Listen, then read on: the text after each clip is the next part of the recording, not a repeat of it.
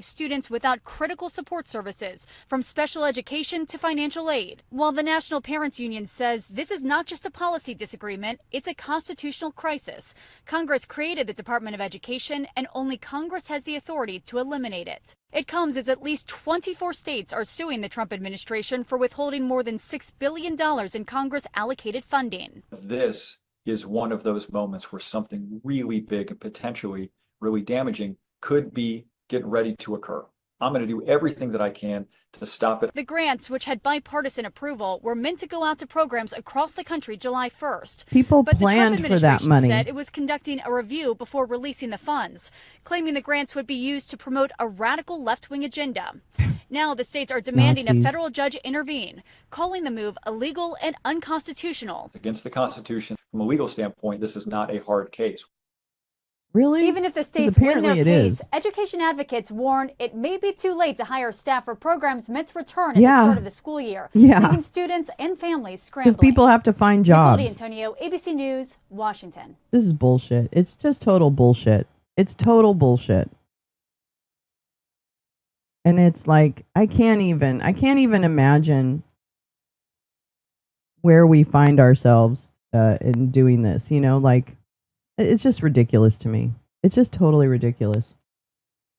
Let's see. Let me find. Oh, what is this one? Oh, that's at 11. I don't want to watch that one too. I might On do it. Monday, the Supreme Court Oops, granting sorry. another major Let me find. Sorry, gosh, everything's like a little off today, huh? Let's see. Do do do do do do do do do. Yeah, yeah, yeah. Yeah, yeah, yeah, yeah. Where is it? Where's my today thing? Oh, here we go. Sorry, everybody. This is what I wanted to watch. Is there a kitty? Is a kitty? Look at him. Look at that, Sammy. Why don't you turn around? Sammy Bammy? Samala Bamala? Samwise Gamgee? Sammy, why don't you turn around? Oh, you're going to clean yourself. Anyway, Sam says good morning. The earth says hello. Anything that's not brown shirt adjacent is radical. I know, that's the thing. As someone smarter than I pointed out, Trump is a 9 out of 10 loser in lower courts, but 9 out of 10 winner in SCOTUS. I know. See, this is the thing. Okay, so I want to go back before this starts to the Ghislaine Maxwell thing. Okay, so here's what the conversation was last night on the space, which I think holds a lot of water. But of course, all of this is conjecture. But you know, we're just having fun conjecturing because there's nothing else to do, and things are going to happen to everybody. So we might as well have some fun in the meantime, thinking, oh, what could this mean? What could that mean? The conversation last night about Ghislaine Maxwell was, if she wanted to testify to Congress to tell them, you know, everything about everybody who's really on the list or whatever it is she says she wants to tell the SCOTUS, then why didn't she do it during the Biden administration? Like, why wouldn't she have done that earlier to try and get released and stuff like that, right? Like, why wouldn't she have done that? So the conversation last night was like, well, that seems to benefit Trump if the Trump administration is working with Ghislaine Maxwell to craft congressional testimony that implicates all of the deep state people that they want to see implicated. Okay? So this could be one scenario about the way this goes. And then they use that information that Ghislaine gives to Congress to go after Bill Clinton or Bill Gates or whoever, or Stephen Hawking, bring him back from the dead. So, you know, it's interesting to me that the DOJ is saying no, they don't want her appeal granted. So that kind of puts an arrow in that theory, that earlier theory.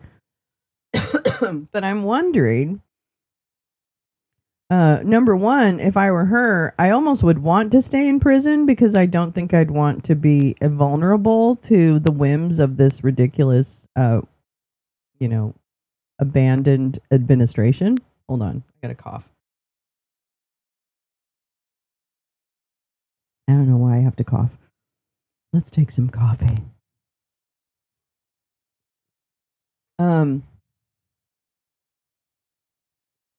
So, it kind of leaves you going, oh, well, what is it that she really, why now? Why now? Why would she want to do this? I mean, I would want to have gone out of prison sooner. But maybe there's some kind of, agreement where she doesn't let the goodies out about Dump and all his little buddies. I don't know. I mean, this is we are merely observers in this game of love. So I don't really know. I don't know what their plan is with Ghislaine, but it's very interesting to me, and I don't know what the SCOTUS is going to do. I imagine the SCOTUS will go along with the administration, I guess. I mean, I don't know if Clarence Thomas is on the list. That's a possibility. I mean, I don't know if Samuel Alito's on the list. I don't know. I don't know their business. I don't know their kink. So I'm not sure. Oh my God. I'm not sure. It'd be really interesting. It's just going to be interesting to watch because, frankly, again, there's really not much we can do. We don't have a lot of control over anything. So we might as well just but yeah, that was the conversation last night, is that Ghislaine could be doing something that was beneficial to the Trump administration, and then, whatevs. But we won't know yet until SCOTUS. When is SCOTUS expected to kind of rule on that? Because, frankly, I don't know when that's gonna come through. They're totally done now, right? Even with shadow docket shit, they're done, I think. I could be wrong. I don't know. I don't know anything. All right, here we go. Homeland Security. Homeland Security. I don't feel very secure in my homeland because of these people. How about that? How about dashery? I do not feel safe in my own community because, I think someone's going a little nutty balls over here on the bed. Are you going nutty balls over there, Sammy? Are you playing with your tail? Uh-oh, here we go. Gus is about to jump on the bed, and it's going to be a battle royale. Blood sport. Blood sport 2025. Homeland doesn't sound Nazi at all, does it? Yep. Security Subcommittee on Transportation and Maritime Security will come Wait, to order. whoa. Without objection, the chair may declare the subcommittee in recess. Oh, this is transportation. Today's Okay, I get it. examine how drone warfare tactics used abroad are transforming threats to our homeland. If this is boring, we'll move on to something else. I don't know who's testifying. I was hoping it was Palmer Luckey, but I don't know. It can be adapted by terrorists, lone actors, or state proxies within the United States. We'll see. This hearing will explore how industry leaders are innovating to help close critical security gaps and better protect our transportation systems and infrastructure. Without objection, the gentleman from Texas, Mr. Pfluger, is permitted to sit with the subcommittee and ask questions of the witnesses. I now recognize myself for an opening statement. Oh, good morning, Paulina. Good morning. How I want are to thank you, everyone darling? for joining us today at today's hearing. We're going to see if this is boring or not boring. Overseas is reshaping the threat environment here at home. In recent years, the use of unmanned aircraft systems, or drones, We'll put this up here, by foreign adversaries, terrorist groups, and proxy forces has grown significantly. Once confined to distant battlefields, these platforms are now being deployed in ways that challenge traditional security assumptions and expose critical vulnerabilities across our homeland. Drones have become essential tools of modern warfare. On the battlefields of Ukraine, both Russian and Ukrainian forces are deploying thousands of drones, not only for surveillance and artillery targeting, but for direct offensive operations. These include quadcopters assembled from commercial parts, long-range loitering munitions, and first-person view kamikaze drones enhanced by open-source software. They are low-cost, they're adaptable, and increasingly precise.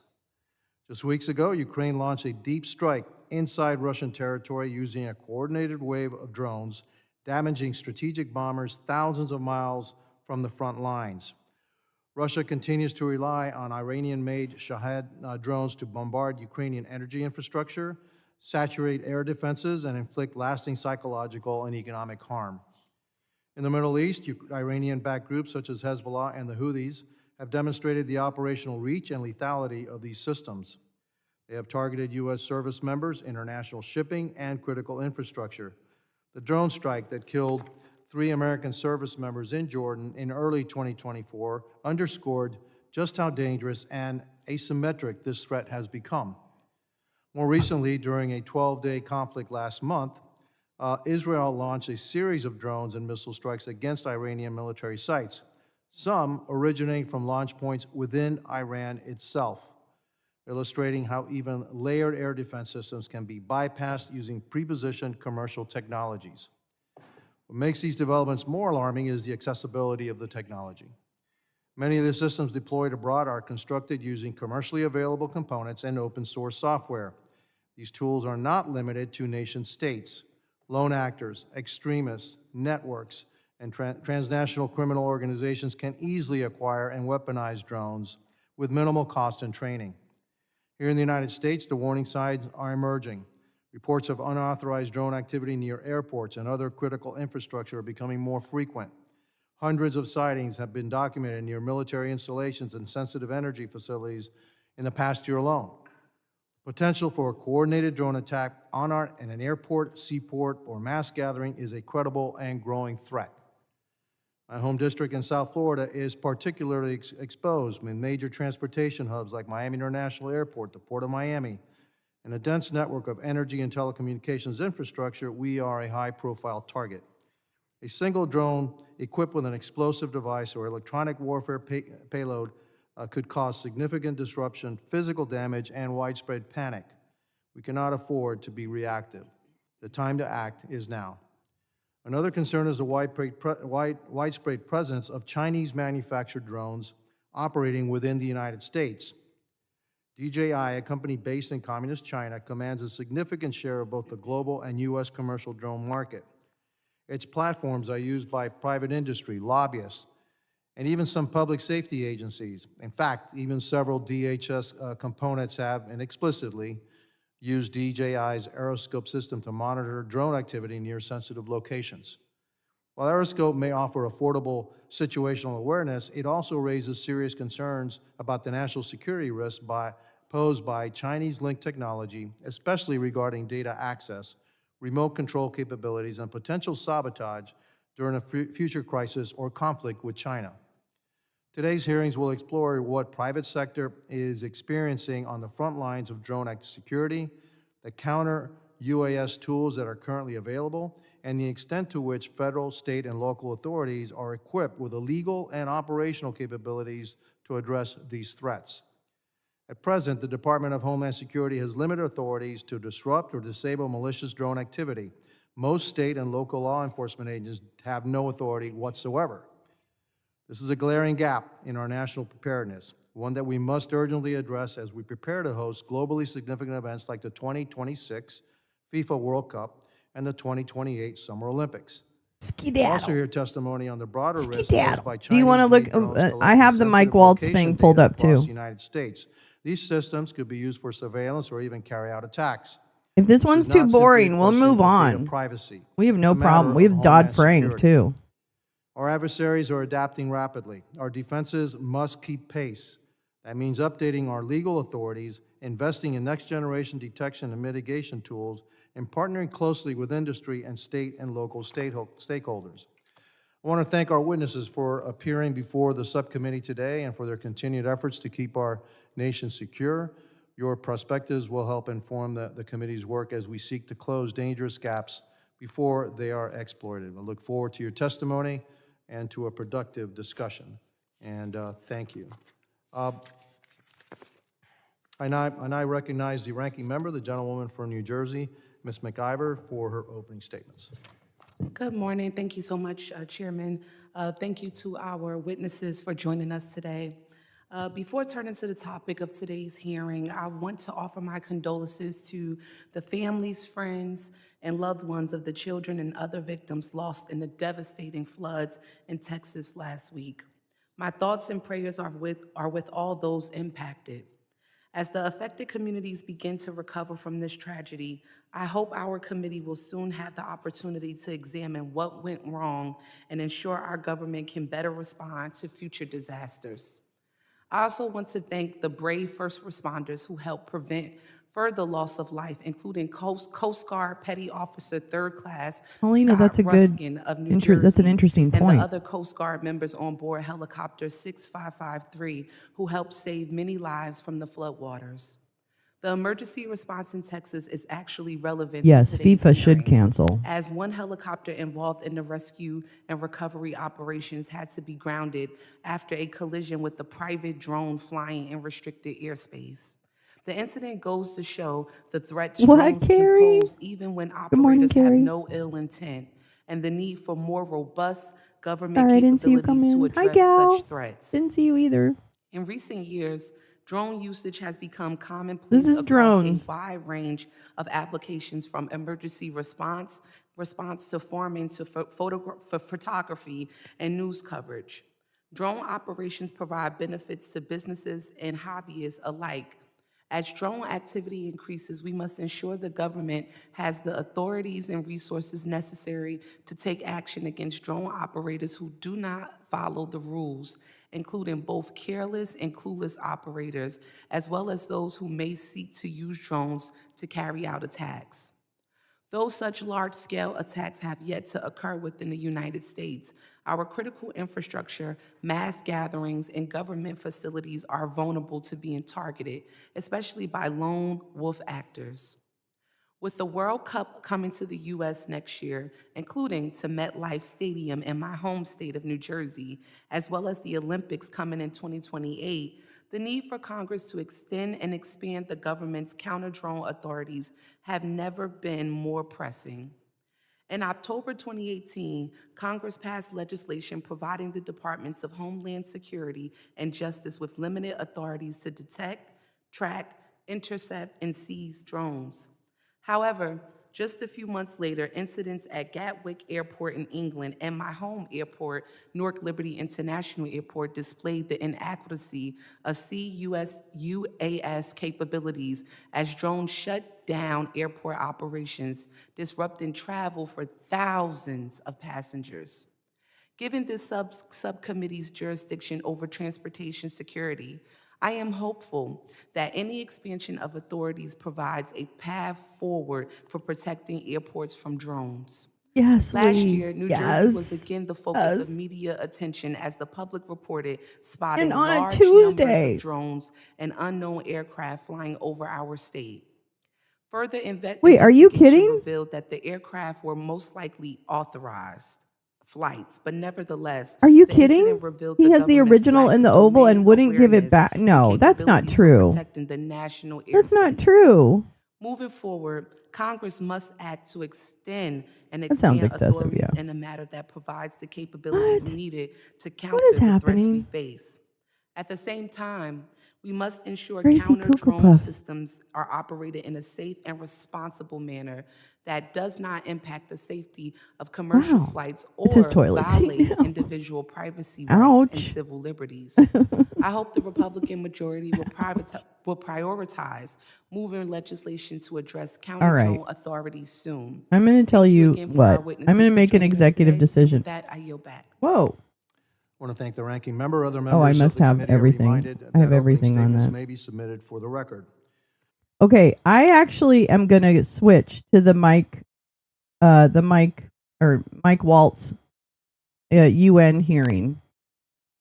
And I'm sorry about that. But I'm not if Palmer Luckey isn't there, I don't even want to watch it. Sorry. Together with President Trump and Secretary God, it's Rick Scott. Rubio, I'm confident that he's going to do an outstanding job representing America's interests at the United Nations. I urge my colleagues to advance his nomination quickly. Thank you, Mr. Chairman. Good luck. Thank you very much, Senator. Appreciate those remarks.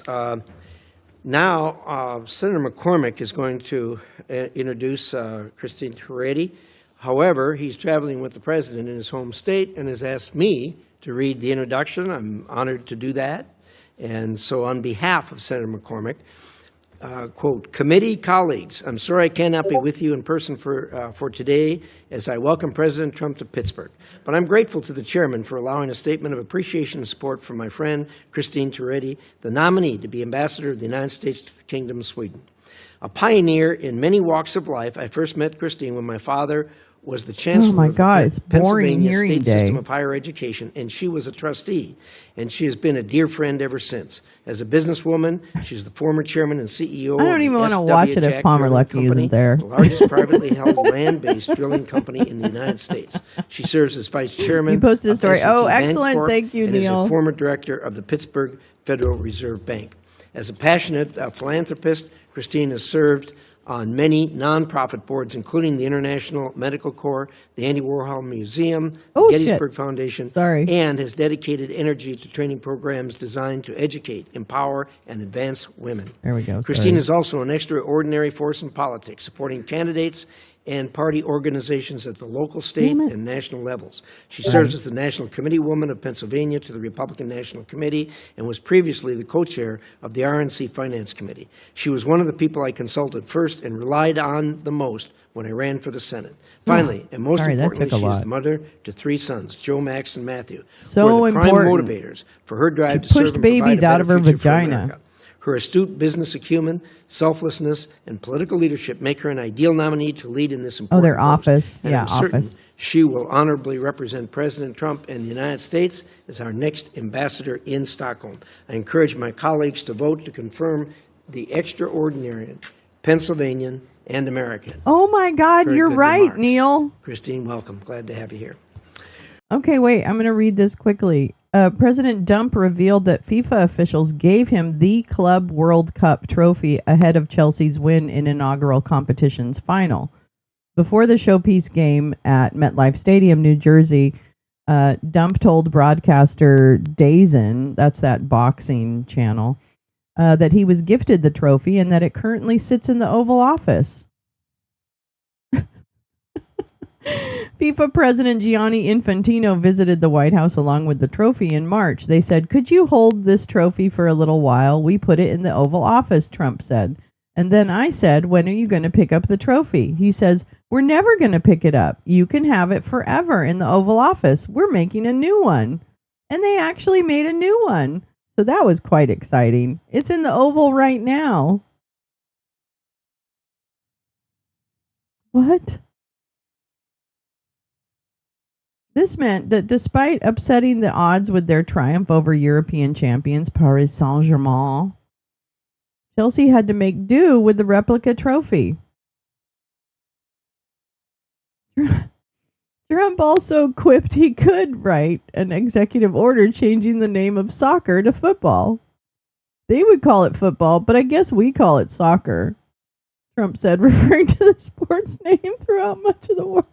The interviewer said, "What if we make an executive order that we can only say football?" "I think we could do that," he added. "I think we could do that. I think I could do that."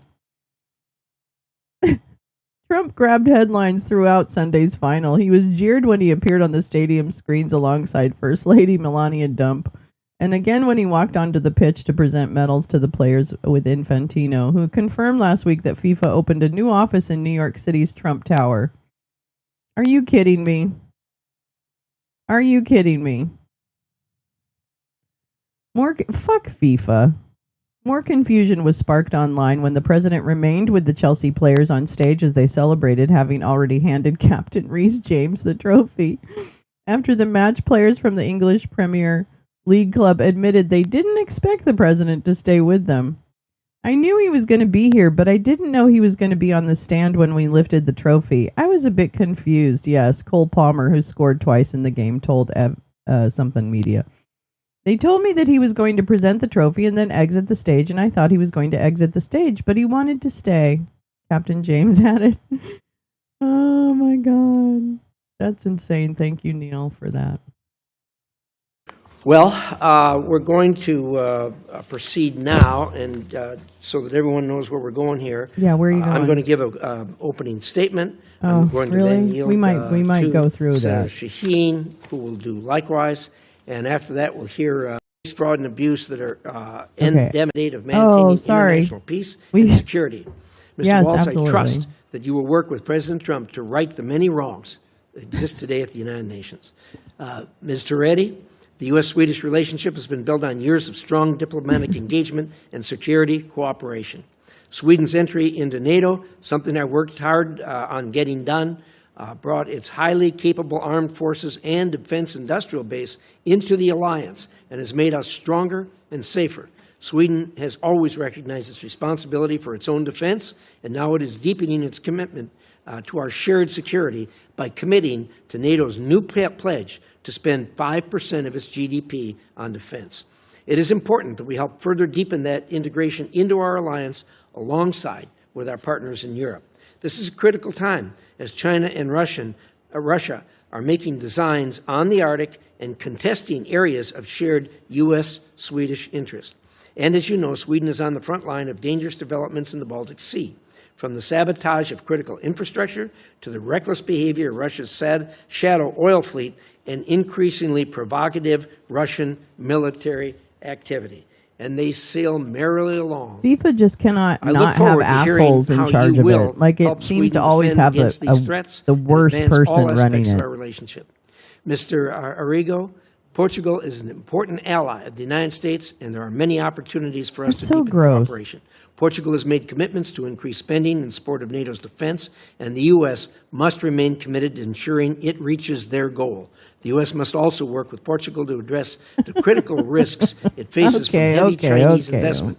China is working with our adversaries to undermine America and our allies, most recently by its open commitment to support Russia's war against Ukraine. European allies, like Portugal, must recognize the threats posed by China and address them accordingly. I hope you carry that message with you when you go to Portugal. With that, Senator Shaheen. Portugal. Thank you, Mr. Chairman. Welcome to each of our nominees this morning, to your families and friends who are supporting you in this effort. Thank you for your willingness to serve, and in your case, Congressman Walz, to continue to serve the country. The camera's out of focus. Yesterday, the Senate Foreign Relations Committee minority released this report on China's growing influence don't kill at the his expense daughter. Of the United States. Ivana, not Ivanka. This report makes clear that this competition is one of our central geostrategic challenges. This is a competition that is deeply connected to our economy and to our lives here at home. Whether combating unfair trade practices and IP theft, or stopping the flow of fentanyl into our communities, or protecting Americans from spying and cyber attacks, I would go. or I'd helping go with U.S. you. companies I love stay Portugal. ahead in developing batteries, electric vehicles, and AI, the I wanna go to stakes the are very Azores. high. Stay The there. threat to our prosperity and security is real. But unfortunately, instead of strength and focus, we've seen this administration pull back on a global scale. Don't do it. As the administration fires thousands of highly specialized, nonpartisan experts and cuts America's diplomatic budget by 84%, China leads the world in diplomatic missions and is increasing its budget. And the situation at the United Nations is especially alarming. President Trump has said that the UN must return to its core mission of peace and security. Ooh. But the administration is also proposing to slash U.S. contributions to the UN and eliminate the entire UN peacekeeping budget, increasing the likelihood that American soldiers will be sent into combat zones and making China the largest UN peacekeeping and financial contributor. The Chinese Communist Party must be very pleased at our efforts. Oops. They continue making long-term investments at the United Nations and international organizations, not only through contributions, but by placing more Chinese nationals in key roles. Mr. Walz, I urge you to take this threat seriously. I know you do, because I don't know you've if it's served still affordable or not. on the China That's a good question. Commission. But Yeah, if we it walk felt away like from Spain. international Felt bodies a little like bit the like UN, Spain. the result But it's Portugal. won't be reforms that advance American interests. The result will be that international bodies become increasingly dependent on China. whether it involves technology and AI standards, or global health, or trade deals, or documenting human rights abuses in Ukraine. China will be writing the rules. I don't think most Americans want to live in a world where the Chinese Communist Party is driving the agenda. There remains broad bipartisan agreement that American leadership on the global stage is essential, particularly as China's expanding footprint threatens our safety and prosperity. That's why Americans need a voice not only at the UN Security Council, but at the International Civil Aviation Organization, which ensures airspaces remain safe, at the World Food Program, which prevents famines and responds to crises, the Organization for the Prohibition of Chemical Weapons, which works to eliminate these dangerous weapons, and the International Atomic Energy Agency, which helps reduce the threat of nuclear war. Put simply, we cannot shape these organizations or even push for the reforms that we want unless we're at the table. Mr. Waltz has confirmed, I hope you will work with this committee to preserve America's ability to lead, to compete, and to shape the future on America's own terms. Mr. Arrigo and Ms. Toretti, Lane, that's so because cute. the UN ambassador post has traditionally held cabinet-level status, my remarks have focused on that role. But I also look forward to hearing from each of you how you would advance America's interests. Well, Paulina, that dog is actually for adoption. That dog is currently with Gal Suburban. And this puppy is up for adoption. She's a beautiful, beautiful little peanut butter. She's a pitty, so you have to like pitties, but boy, she's a real sweetheart. Oh my goodness, yeah, she's looking for her forever home. Gal rescued her, so she's gonna find a good home. But she is so cute. In Europe through the posts in Portugal and Sweden. Thank you all. Thank you, Senator Shaheen. We'll now hear from the nominees, and we'll start with Mr. Arrigo.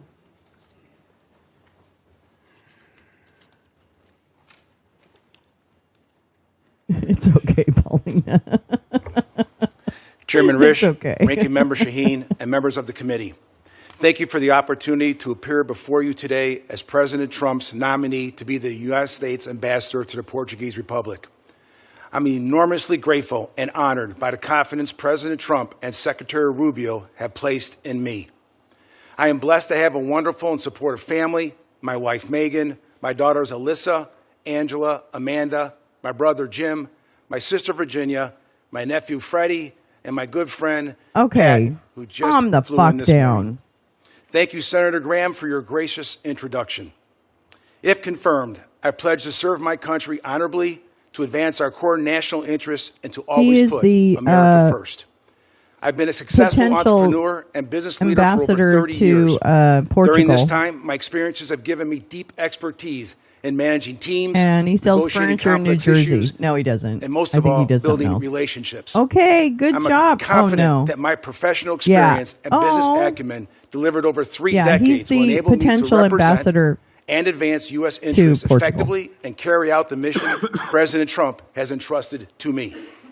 Exactly. That's why I'm watching this gal today, in large part due to my family, and particularly my beloved parents, Joseph and particularly Francis Arrigo. My nephew. My father was a visionary leader behind our family business, the Arrigo Automotive Group, which he established with my brother Jim, and that eventually became one of the top auto groups in the country. Right? As a family business, we built our brand focused on our employees, our customer relationships, and not just a transaction, which are traits I will carry forward into this next chapter. My desire to serve as ambassador and advance our core national interests are born out of the recognition of how my family and I have been blessed by the privilege of being citizens of this great nation. And now I have the opportunity to give back to my country. Too blessed if confirmed, to be stressed. I will use all the expertise I have developed to cultivate our relationship with Portugal and to make our nation stronger, safer, and more prosperous. Portugal is a founding member of NATO and the second country to recognize American independence. Nearly 1.5 million Portuguese Americans live in the United States. helping to generate a strong and vocal I'm pro-American conversational in sentiment French and in tourist level Portugal Spanish, and but fostering Portuguese isn't close similar. bonds Yeah, of you can't friendship. really just mix them together, but I've had the honor of visiting the Azores Islands for a wedding just a few years ago. here we I was go. particularly struck by the breathtaking natural beauty, the rich and diverse culinary traditions, and the warm See, I have an ex-boyfriend from the Azores, so I know a little bit of something about the Azores. Actually, he was not a very nice man. But I almost married him, so yeah. Anyway, so yeah, I have a little bit of experience with the Azores. Just saying. hospitality of the Portuguese people. I was fascinated by the religious to ensure we shut could achieve up. peace Nobody in the region cares. through strength. Although a trusted ally, Portugal still lags behind most NATO countries by Are you only kidding me? 2% reaching this year. Are you kidding me? Are you kidding me? This man. Okay, do you recall a few years ago, probably more, when there was the pigs thing? It was like Portugal, Italy, Greece, and Spain were all going through that really austerity thing. Do you remember that? Do you remember that?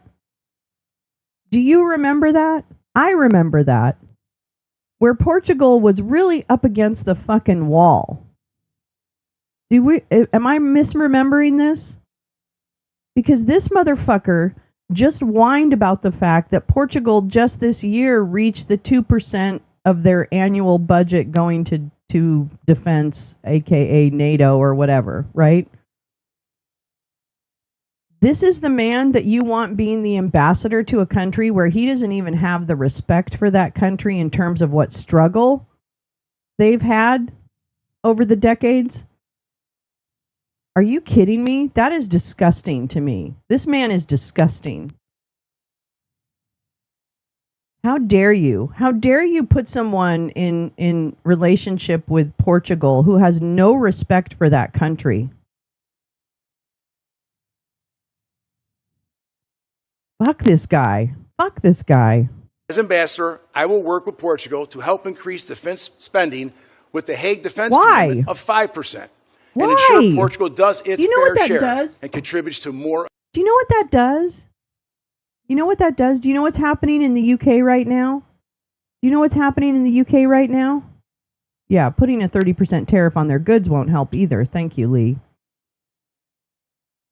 UK is making decisions between, safety net spending and defense because of this. Okay? That is really what we're doing, is we're forcing countries to choose defense over their social programs. This is disgusting to me. These people are disgusting, and they're all a bunch of fucking traitors, and they all need to be hung for treason. I'm so done. How fucking disgusting. Of Europe's security. That's what it is. Finally, that's I will right. advocate For you, for expanding Lee, our you're commercial ties absolutely with right. Portugal It is all and about addressing the fucking enriching the military-industrial complex here.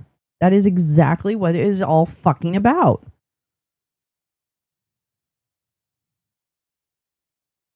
God, I'm so fucking done with this. national security challenges posed by rivals Yeah, and the like smoke China. in Wisconsin. As the United States and Portugal's largest trading partner outside the EU, there is a significant potential to grow this economic relationship. I will also work closely with Portugal to address concerns about China's investment and influence in critical sectors and to ensure our protection of our mutual economic and national security interests. If confirmed, I will also work to Guy balance sounds like our a trade fucking relations idiot. with eliminating the trade deficit of over $3.5 billion with Portugal. Exactly, By seeking Neil. more export opportunities for American businesses, emphasizing the fact that America is open for business. Works well with Portugal. Mr. Chairman, distinguished members of the That committee, was on his thank you for the opportunity to on his testify here today. review. I look His forward to answering your annual questions, review. and if confirmed, working closely with all of you to strengthen our relationship with Portugal and advance Apparently our core not. national interests. Apparently, Thank you're you. just going to go in there and be an asshole, an ugly American. Idiot. Thank you, Chairman Risch, Ranking Member Shaheen. It's God, I my didn't honor even know to be I was here mad. as president. I didn't even know I was mad about the Portugal ambassador. realize I was mad about the Portugal ambassador. Now I'm mad about the Portugal ambassador, too. God damn it. Trump's nominee for the United Nations. First, I also want to thank my family, especially my wife, Julia, herself a fellow combat veteran and accomplished diplomat. And then she should be much more you will definitely get double patriotic the bang, for the taxpayer's buck. Fuck you. I have my mother Brenda here, who Fuck has you, always been my Brenda. rock and who bootstrapped You her way fucking through bitch. life. My daughter Anderson, a Fuck rising you, senior at Anderson. UC Boulder. And I have spared the Capitol Police, our 3-year-old son, Army, and You his have a energy. 3-year-old son? I think they may have a hard time keeping up with him. But I also want to especially thank my fellow Green Berets, SEALs, veterans, and particularly pervasive anti-Semitism. From 2015 to 2023, the General Assembly passed 154 Pro-Palestine is not resolutions anti-Semite. against Israel versus 71 That's it. against all other nations That's the T. combined.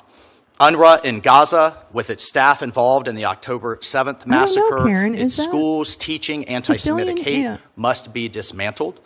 The reappointment he of did. Special I wanna Rapporteur thank the Francesca anti-Semitism I brought with me today. Albanese, with her calls to boycott American companies doing business with Israel, highlights this bias. It's not anti-Semitism. President Trump's executive order, Chairman Risch, your Stand with Israel don't think Act you're supposed to require think withholding that. funds from such bodies.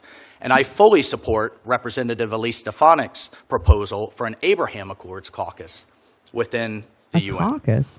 Regarding budget, You already have that. the UN's Have you revenue, seen AIPAC's overall money revenue has going into your quadrupled in the last 20 pocket? years, yet I would argue we have not seen a quadrupling of world peace. It has not been commensurate. The U.S. pays more than 183 countries. Why did you include combined. a journalist on a Meanwhile, on a very 28 sensitive countries signal contribute chat? just Mr. $37,000 Waltz? and $5,000 to peacekeeping. That's what I want to know. The UN has ballooned to over 80 agencies with overlapping missions that waste resources, and if confirmed, I'll push for transparency, like what we're seeing in the Secretary General's Mike's a good UN 80 actor. reform plan, calling for a 20% staff cut. It's worth remembering that despite the cuts, the U.S. is by far the most generous nation in the world. And finally, No, we're the not. UN's radical No, we're not. politicization. We're the bad guys. Such reports as, quote, We're the stolen bad guys. Native American land, reports and investigations Yeah, I know. quote, called the George Quebecois Floyd and- mechanism, and labeling French. American It's funny. police in America systemically Signal racist. chat guy shouldn't with be input custodian of from diplomatic countries like pouches. Cuba and Venezuela. Fuck It's yes, unacceptable. That's right. Mr. Chairman, Ronald Reagan That's once right. said the UN can, quote, solve problems or spread discord. He said the choice is Oh my ours. God.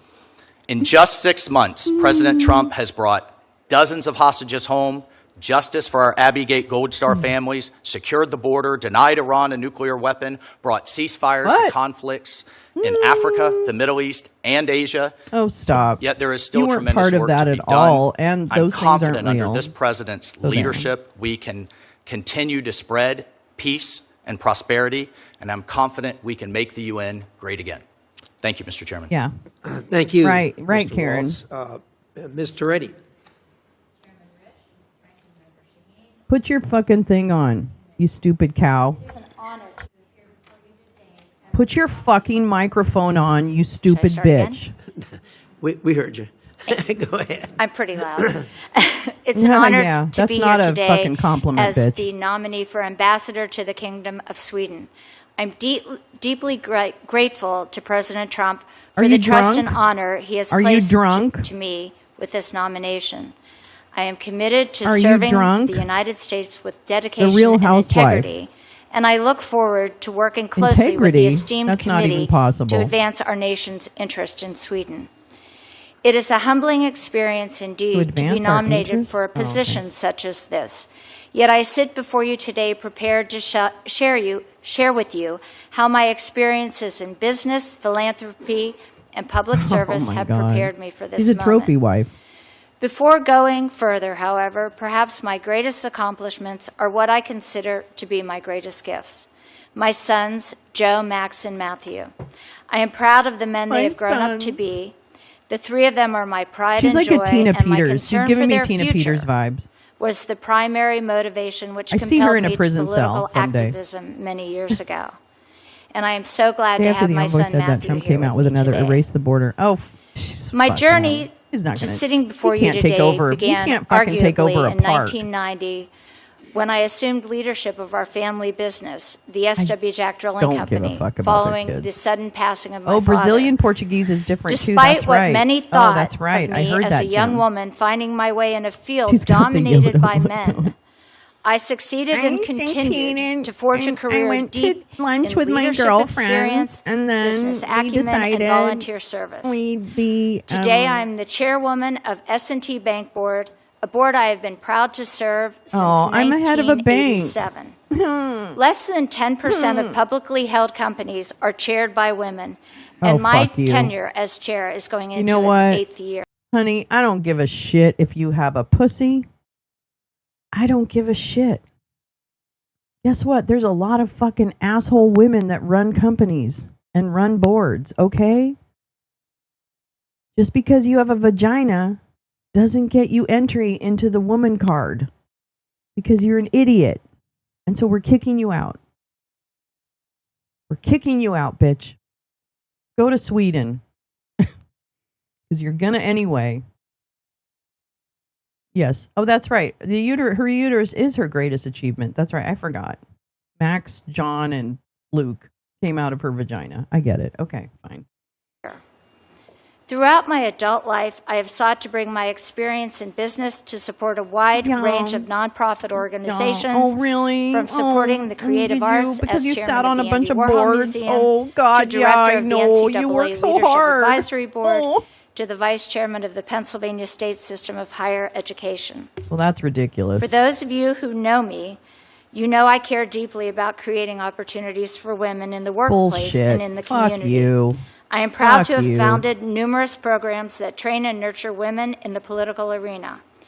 I have lived my adult life seeking to provide women opportunities to succeed. What about when you were a kid? passion Were you just like which has been a drowning defining kittens? I characteristic don't of understand. my adult life.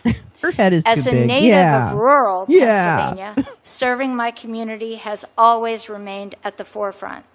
I've spearheaded many economic development projects. I want to find out more about including you. the construction of an urban See, outfitters now I didn't even distribution care about center in my Sweden county, either, but here we are. and was the inspiration Christine for the creation of Toretti. an osteopathic school in the university located in my community. Whoa, she's 8 years older than If I am. confirmed, No, my 7 years primary older than goals I am. will be to make America She's safer, 7 stronger, years older and more than I am. prosperous. Above all, I will prioritize the safety of American citizens traveling What? or living in Sweden, providing them with the She's support and 68 protection years they old. deserve. I will strengthen our economic ties with Sweden and ensure that American business have the fair opportunities to thrive in the Swedish market. I will cooperate with Sweden to tackle global challenges, Yeah, drawing sounds on our like DEI respective to me. strengths to address multifaceted threats posed by China, Iran, and others. Sweden's recent accession to the NATO alliance marked a significant milestone in European collective defense efforts. Sweden brings a wealth. Okay, I'm not even going to listen to her. Toretti is the chair and CEO of S.W. Jack Drilling Company, a privately held land-based drilling company in the United States. As of 2005, it is the 19th largest contract drilling company in terms of total footage drilled. The company, founded in 1918 by Toretti's grandfather, she's a fucking trust fund baby. She's a fucking trust fund baby. She didn't rise up as a woman. Everything was handed to this cunt. Everything was handed to this cunt. She's an oil and gas person, too. Oh, fucking hell. She's a piece of shit. She is a fucking piece of shit. Oh, my God. What a cunt. America and to have the opportunity to serve as the United States Useless. ambassador You're to Sweden. useless, woman. If confirmed, I am committed to advancing our nation's interests, strengthening our bilateral I hope relationship, Sweden and serving crushes the her. American people. Yes, Thank you for Josh, your oily time gas. and consideration. She's and in I oily welcome your gas. questions. Thank you very much. Appreciate that. We'll now do a round of 5-minute questions. I'm going to start with myself. I mean, oh my Mr. God. Waltz, thank you for those remarks. Fucking hell. Really impressive. Fuck clearly, you, you have Rish. a good handle on what you're facing up at the UN. Really? What about undoubtedly as a Signalgate? result of your service What about in the Signal? House What about Signal? and What about head Signal? Of, NSC, but I know, Carrie. You're I think right. you laid this thing out absolutely black and white. It's amazing to me that In the their American adult people lives, get they this do. a lot better than members of Congress do. It seems like In my to me. adult life, we've had some towns in Idaho that for many years had a sign outside. Said Kiwanis meets at such and such a time, and this group meets at such and such a time. UN free zone, and they got it. There isn't a lot going on right now that is helpful to us. I met with Secretary Guterres, comes in all the time to the UN. What does it even do for us? What does it even do for us? What does it even do? The UN. What's it for? Wait, where's my magnets thing? God damn it. I wish I was faster on this. I'm just not. It would be so much funnier. I'm going to work on that. That's my goal. I'm going to work on being faster on like the production thing of, here's funny things. But unfortunately, I'm slow. And everything is not organized well. Oh, here we go. Yeah. So it's kind of like this. Motherfucking magnets. How do they work? Sorry. Okay, here we go. Check the box, I guess, and I go over with him, and he gets pretty disgusted Oh, with me when happy I say, "What are Taco you doing?" And he Tuesday, kicks by the off, way. "Oh, Hi, we're Tom. passing How out are food you, here." Yeah, darling? that's our money. Good to see you. What else you doing? Well, we're keeping peace. Well, yeah, that's our money. And you go along and say, look, let's go back to the founding document. It's not your it talks money, about bitch. keeping countries from trying to overrun other countries. What are you doing there? You can't even pass a resolution condemning what Russia has done. What good are you? What we're spending all this money. What are we getting for it? You know? And then, of course, when you get things as atrocious as the fact that taxpayer money, there were people who went with Hamas, members of Hamas, now Taco sounds that really good. invaded Israel and murdered Trump people wants to and drill took baby hostages drill her. that were on the payroll of UNRWA, which is on the It's true, payroll though. of the UN, which is on the payroll of United States taxpayers. So it's just what? outrageous. UNRWA did great work. Sorry. You got a heavy lift there, and of course we all know what China's doing with their penetration. Your thoughts? Ooh, ouch. Well, thank you, Mr. Chairman. I appreciate I don't know that. what you share just your said because I concerns. was thinking about something President, else. Secretary Rubio share your concerns, and these are the concerns of our constituents. How are we going to be great stewards, the best stewards we possibly can be of their money, their hard-earned money? There's a number of reviews we've come a long underway way from and where that have we been started, underway, believe it or not. to take a good look at that and how do we get the UN back to basics. There is good We should watch the and first meaningful Lolo's work to be done. Lounge someday. And I would be honored if confirmed Just to go to see represent the United States there. what the difference we is. have the snapback sanctions with Iran that Germany just invoked as part of the JCPOA because of Iran's violations of its obligations under the Nuclear Proliferation good, Treaty. 'cause there's high Of course, we likelihood it'll have the stay. bold opening that the president announced in his trip to the Middle East, and I've always said, and this is a led very the human opportunity show. in Syria I that we like have to being watch human. very closely. But we have a number of sanctions that we need to lift there in order to realize those opportunities that many in the region are looking forward to engaging on. And I Always have to tell you, snipping. person after person, Yeah, weird how no one mentions the JCPOA. official after official said, can we get some leadership up there to roll those sanctions back that the president has now done under his executive order so that we can prevent Syria from devolving back into chaos. Of course, we have a number of peace. I want to talk about that. I don't have a lot of information, but this bothers me. And I don't know if it bothers you too. But it kind of bothers me about the whole Syria thing, right? And we know from past conversations that Syria also, I think, and please correct me if I'm wrong, but my understanding is that Syria holds some gas lines that go between Russia and Iran, for example. And so it seems to me that Syria is a very valuable piece of land, right, to these guys. And so I just don't trust anything that we're doing with Syria or how, I just don't trust it. I don't understand a lot of it, and I need to understand it a little more, but I don't trust it. Okay, here we go. Keeping missions that all too often these mandate renewals, which typically happen every year, I mentioned 2 that are just open-ended that have never happened. Those are opportunities to get better results, frankly, and to question those things that I laid out. How long, how much, what are we going to accomplish?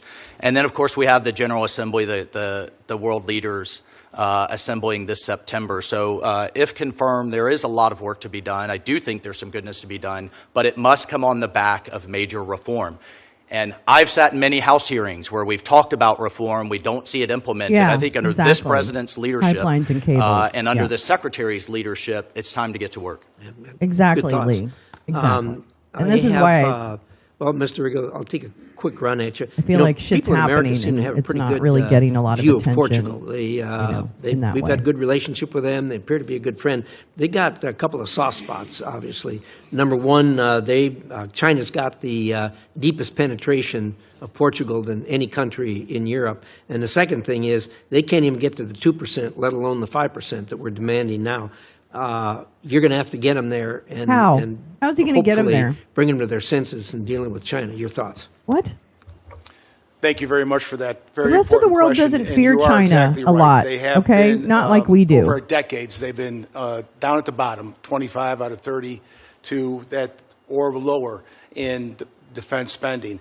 It would be my job to see if we could sit down and come to the table with the military modernization that they need so desperately. The F-16 fleet is quite aging, and I think the F-35 program would be one of my top priorities. I believe if we could sit down and come to an agreement there, that would push them right to the top and then over on their way to the 5%. When it comes to China's involvement, you're right.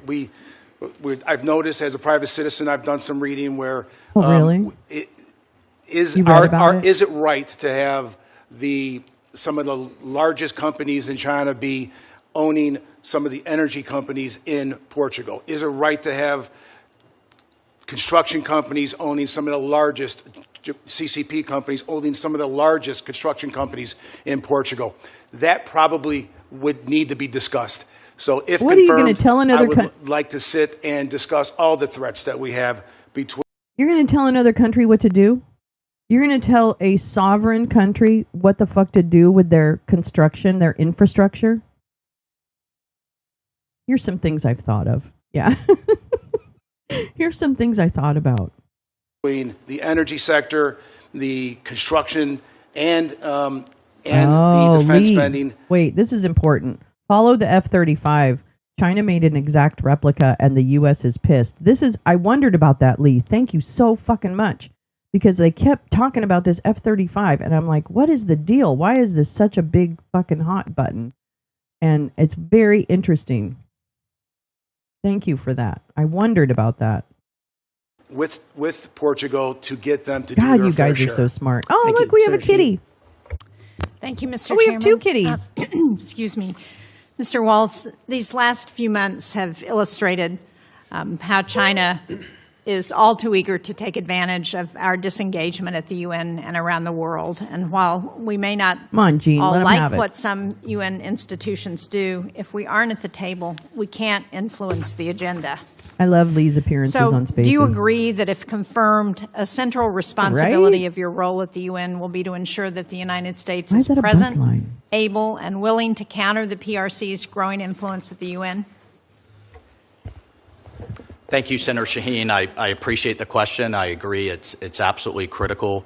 And if confirmed, yes, I agree. I will take just a second to point out, under the first Trump administration, under the 2018 National Security Strategy, he really led the pivot, which I think pivoted the entire national security apparatus in Washington, D.C., away from the Middle East, away from counterterrorism, not as a zero sum, but to focus on the near-peer threat that China absolutely is. And then just in this administration, Secretary Rubio's first trip was down to Panama to address what we've all heard, hearing after hearing, an encroachment on the Panama Canal, a strategic waterway. Panama is now the first Latin American country in decades to back away from the Belt and Road Initiative.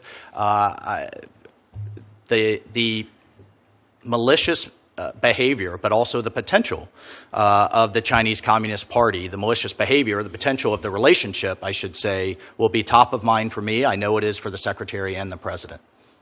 I agree with you, Congressman. That's why I find it so puzzling that there's been no coherent strategy for how to address China within this administration. There's no consistent messaging. If you look at where China is moving in, where the United States has moved out, within days of our shutting down of USAID and foreign assistance programs, China was already labeling the United States as an unreliable partner. Within months, China has moved in to so many of those foreign assistance programs that have been shut down, that had been operating for years to provide a role for the United States and so much of the world. And we have packed up our bags and gone home, and China's there. They're on the ground. And if you read the report, you will see instance after instance that questions why what we're doing makes us stronger against China and allows us to compete. So let me ask another question about the UN, because this administration has outlined a host of cuts to UN and its sub-agencies. It makes no secret of its disdain for multilateral institutions, but I haven't seen a plan from the administration on how it intends to push back against the PRC's influence. So can you describe how you think we should be doing that? Thank you, Senator Shaheen. Just a few points to address there. Number one, I look forward to reading the report and to working with you, the committee, and the team on that. I have to tell you, though, in my experience, and the team on even in the last 6 months, but even more broadly, I've seen partners in the Middle East that were heading into the PRC's orbit make it very clear that they want to work with the United States, particularly since the election of President Trump. I think the peace agreement between the DRC and Rwanda that we just saw in the Oval Office. China has had all kinds of activities across Africa, but they've also heavily polluted, bring in their own labor, often engage in certain types of corruption. As we have a race for national resources to power the economies of the future, I think that was an incredible moment. And from the president's perspective, I feel confident in saying that he sees the power of our markets. He sees the power of our economy. He sees AI and energy and other things that we need to unleash in the future. I dropped First and article foremost, about of course, we have the to have impact a of strong and USAID capable cuts military from the Lancet. But truly, where he's seeking to win this competition, and we will win it, is through those economic endeavors. And I'll also say, to answer your question more directly with the UN, we've actually seen leadership of major agencies by the PRC go down. This was an initiative started in the first Trump administration. There's an office now in the State Department International Organizations. It's very focused on these races. They've gone from 4 to 1. But I take your point. They're also pushing their folks at the mid and lower levels, and we need to compete in that space. Well, thank you. I appreciate that. Can I just, I'm a little over time, but I'd like to hear your thoughts on what the UN's role in Syria should be as we're looking at. I think he doesn't the Trump think there should be a administration has UN taken role. important steps to removing barriers around the sanctions that have been a problem for Syria moving forward. So what should the UN's role be there? Thank you, Senator. It's something that Secretary Rubio in particular, but the entire administration has looked very closely at. I mean, since we had the fall of the Assad regime during the transition, I actually think it was a bit of a good news bipartisan story on how everyone worked together to make what has been a bold step in the president lifting sanctions. So to answer your question directly, first and foremost, if confirmed, is to work with our allies and partners. We have literally years and layers of sanctions that were intended for the Assad regime, counter-Iranian influence. And as the Saudis, the Emiratis, our Gulf Arab allies, the Turks in particular, under now the leadership of Ambassador Tom Barrack, I think there's tremendous opportunity there, but we have a moment. It almost reminds me of kind of the post-Libya phase, where we have a moment that we can seize, or if Syria devolves into chaos, I think it could pull the region with it. But right now, it's a moment of opportunity, and I hope to complement both Special Envoy Witkoff, Secretary Rubio, Ambassador Barrack, and others with our efforts up in the UN. Well, hopefully we'll do better in Syria than we did in Libya. Thank you, Mr. Chairman. Amen to that. Senator Sheen, thank you for that. And Senator Wells, thank you for your focus on both Syria and Lebanon. Are really, I think most people, if not everybody on this committee, really views that this is a critical moment. Are we acting like this is a normal human being? Obviously, there's problems. There's a history there that bears watching. But why are they acting like he's a normal human being? Whenever we engage in these things, the people there got to want it more than we do. And we see that in dealing with both the Lebanese and the Syrians. We hope it can come to fruition. It bears watching, but we'll appreciate your strong hand on the tiller there. So with that, Senator Ricketts is yielding to Senator Hagerty for now. Thank you. Thank you, Mr. Chairman. Thank you, Senator Ricketts, for the time accommodation. And to each of you, I want to congratulate you for your nomination to represent the greatest country in the world. Butthole sucking. You're going to have a wonderful and exceptional experience should you be confirmed. No surprise, we live in a very challenging and dangerous world right now. And it's only going to be through the talents and the sacrifices of you and your families that we're going to be able to ensure America's prosperity and America's security in the world. It is only through the sacrifice of you and your families? Are you kidding me? It's ridiculous. These people are not serious people. So thank you for your willingness to serve. Forward, I do not think Secretary General Gutierrez would have his UN-80 plan already on the table if he didn't take President Trump very seriously and Secretary Rubio very seriously. And, if we're looking at cutting 20% of their staff, Senator, there's over 20,000 staff just in the Secretariat. And these are in pretty expensive places like Geneva, Vienna, Rome, New York. They need to be closer to the field, and I think they need to be a lot more efficient. And I mentioned the things that are pending in terms of Syria, Lebanon, Iran, and what have you, and certainly our counter-China efforts. Those will all be top of mind. Well, I appreciate your focus on what is obviously a bloated organization, one that's missing the mark at every turn, and frankly has been misguided in so many directions. I'd like to pick up on a particular point that the ranking member raised, and that has to do with China and its malign influence there at the United Nations. Yeah, I know. 17% tariff on Mexican tomatoes, which is basically all the tomatoes. In certain instances, to be able to advance their own ambitions, to be able to do this, frankly, at the expense of United States interests. And again, I'd like to hear what your thoughts are in terms of what you might do to specifically address China's malign influence and make certain that the United States interests are held in priority. Thank you, Senator. Absolutely. I think first and foremost, as I mentioned in my opening remarks, the favoritism that the second largest economy and our competitor receives by being treated as a developing country. One, it aligns with the G77, which is a collection of countries, many of whom actually are top recipients of U.S. aid, except their voting coincidence rate with us is at the bottom. Two, for example, the World Bank classifies China as an upper middle income country for the past 15 years. They continue to make concessionary loans to China funded by the U.S. taxpayer. That's one of a number of examples. They're pursuing an AI agenda. I don't know. I mean, we always have to keep our sovereignty in mind. I think that's a place where we can engage, and we certainly need to block and tackle in these forums.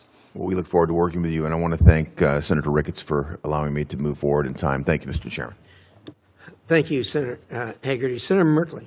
Well, thank you very much, Mr. Chair, and it's a pleasure to have you all here. And certainly, the United Nations is a chance to be surrounded by diplomats from other nations to enhance the conversation about challenging world circumstances. Oh, I guess it is critical that time. part of our foreign policy efforts.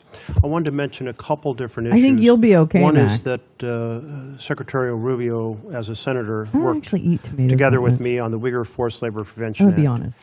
It has been effective, unlike no other measure in the world, because of a rebuttable presumption that goods made from certain parts of China are, in fact, made of slave labor. So we've rejected many, many products. The challenge of this is that they're simply re-exported to other nations, particularly to Canada, if they're coming in on the west coast of the United States. Would you see the possibility of working with other nations to pursue a similar structure so that this effort to end the acceptability of products made with slave labor in China is thwarted on a much broader basis? Thank you for the question, Senator, and I think it is it's an incredibly difficult, in many ways heartbreaking issue. A few years ago was a report coming out of a think tank in Australia that highlighted 80 international brands, many of whom are common brands that we use and purchase today, that were using slave labor from Western China. In fact, in one of our efforts, I highlighted the world's largest solar panel factory in Western China that was actually being subsidized by the U.S. taxpayer, was being subsidized in the Inflation Reduction Act. But if you followed the power lines to the factory, it was actually being powered by Russian coal in 12 coal-fired power plants producing solar panels funded or staffed with slave labor. So it's something I absolutely would look to work with you. Thank you. That's what I was looking for. I have several questions, so I wanted to, you were working good to know. Cherokee Perps have the best flavor. Sun Golds are the best cherry tomatoes. Thank you, Max. Taiwan, I did not know that. Is an area I've had a lot of concern. Yeah, if he mentions Gaza Humanitarian Foundation, I'm out too. Democratic lead on the China Commission. We've held a lot of hearings on it. China has blocked their participation in many international organizations, including various agencies within the UN. Do you see some opportunity to press for Taiwan to have greater representation and voice on some of those UN bodies? Senator, I support, the United States supports Warrior diplomat? Taiwan's meaningful participation Good morning, in Carla. international organizations. As you know, we have longstanding One China policy. It's governed by the Taiwan Relations Act, the 3 communiques, and the 6 assurances. And unless directed otherwise, that is the policy I will execute if confirmed as ambassador to the UN. Thank you. And I do think even apart from really, UN, Jim, Brazil is the #1 producer and exporter of cellulose pulp, the raw material used in toilet paper. And it would be well received. That just got 50% more expensive. Support for Taiwan on the broader issues of security. Turning to Iran, a week ago, the president said, "I'll tell you that in my view, I hope it's over. I think Iran wants to meet. I think they want to make peace, and I'm all for it." It seems like there's a win-win opportunity here. Iran has said it doesn't want to pursue a nuclear weapon. Is anyone going to talk about this guy's inability to secure communications? Very steep limits on enrichment, just at 3.67%, well definitely, below the Carla, 90%. Do it. And there's a deep weariness over the very stagnant economy in Iran that really has not served the U.S. just killed the incentives for U.S. solar industry to grow. So there is a framework. Also, tariff on tomatoes from Mexico was suspended for many years. It's a kind of tariff that is really hard to get rid of. Oh boy. Guarantee that there's no plutonium path, uranium path, or surreptitious path, covert path.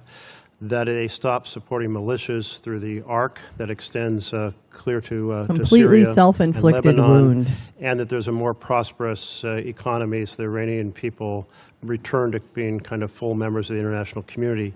You mentioned that Germany, but also United Kingdom and France have all said they're going to snap back on JCPOA. Can you use, will you work to utilize your role at the United Nations to find this win-win solution to the situation with Iran? Yep.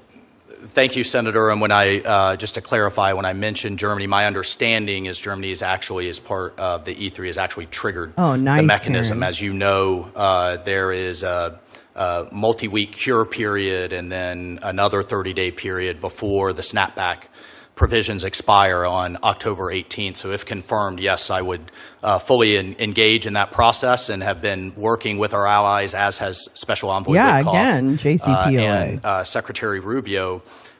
To Iran, I mean, first and foremost, I think we need to recognize and thank our amazing B-2 pilots, everything and everyone that worked with them, from maintainers, refuelers, to the intelligence community, to make sure Iran can never have a nuclear weapon, which the president has been clear on his goal for quite some time. In terms of negotiations, the president has made it very clear that he hopes for a better future for the Iranian people. I think we all do. And we engaged in diplomacy, Then why'd you bomb working 'em? with our partners in Oman. But we also made it very clear that they could not have a domestic enrichment capability. If they want to have a 1-2-3 agreement like our allies in the UAE, if they want to buy material, if they want to have a civil program, I think that's again, until directed otherwise, that is absolutely on the table. So this is a moment with Syria, with Lebanon, with the Abraham Accords that I think we could see prosperity, but the regime has to make a decision to move away from its desire to have a nuclear weapon. Thank you. My time is out. Okay. Thank you. Thank you, Senator. Thank you much, Mr. Waltz. You're correct. I thought you the problem is not with the Iranian people. Exactly. Why? Okay, I thought we just got rid of their ability. So why this is a moot conversation, right? Like, God, the lies are just so much. The problems with the Iranian regime. We wish they could move away from that. In any event, Senator Wish Ricketts, they you're could up. move away from that. Thank you, Mr. Chairman. Give me a break. Thank you to all of our nominees, and congratulations on your nomination, and thank you for your willingness to serve our great nation. Mr. Waltz, I'm just going to go pick up with where Senator Merkley left off. You mentioned that Germany has triggered the snapback sanctions. My team was just doing some quick research to try and find that. We couldn't find any mention of that right offhand, but it is hugely important that the E3 get those snapback sanctions. You know, the air campaign by Israel and the successful attack by, as you mentioned, our bombers to be able to hit those key nuclear facilities was really, really important in hampering Iran's ability to have a nuclear enrichment program. But it's not the end of the story. We've got a lot more work to do. Iran is still out of compliance with their obligations under the JCPOA, and they are not allowing the EA inspectors to be able to get into those facilities, so they're in violation. It's absolutely critical that the E3 do those snapback functions. Will you commit to working with them to push them to get that snapback in place? And as you mentioned, that deadline of October 18th, because of the cure period you were also mentioning, it's really more like September where they really have to get this done. But as UN Ambassador, if you're confirmed, will you push them to get this done? Thank you, Senator. And if There's a little background my mention of piece Germany was from on the snapback open source mechanism. reporting. So if that was an error, then that was. Well, it's good news if it's true. If it's actually, but we've also happens. Spoken to the United Kingdom and France as well, and I have full confidence that they will work with us. We've had these conversations literally through the transition and over the last 6 months. The second executive order the president signed was to reinstitute maximum pressure on Iran, but you raise a fantastic point in that we need to get those inspectors back in there with the IAEA, and it is obviously notable that the June report from the IAEA was the first censure of Iran for its non-compliance in quite a long time. And one of the things Iran always says is they want this. Okay, and then there's a recent reporting. It's from means. Fox, but still. Yet there's no reason they need to have an enrichment program, to have a civilian nuclear program. 23 other nations are doing it without having enrichment facilities. We need to continue to push that the only way we can guarantee they cannot get a nuclear weapon is if they do not have an enrichment facilities. Would you agree?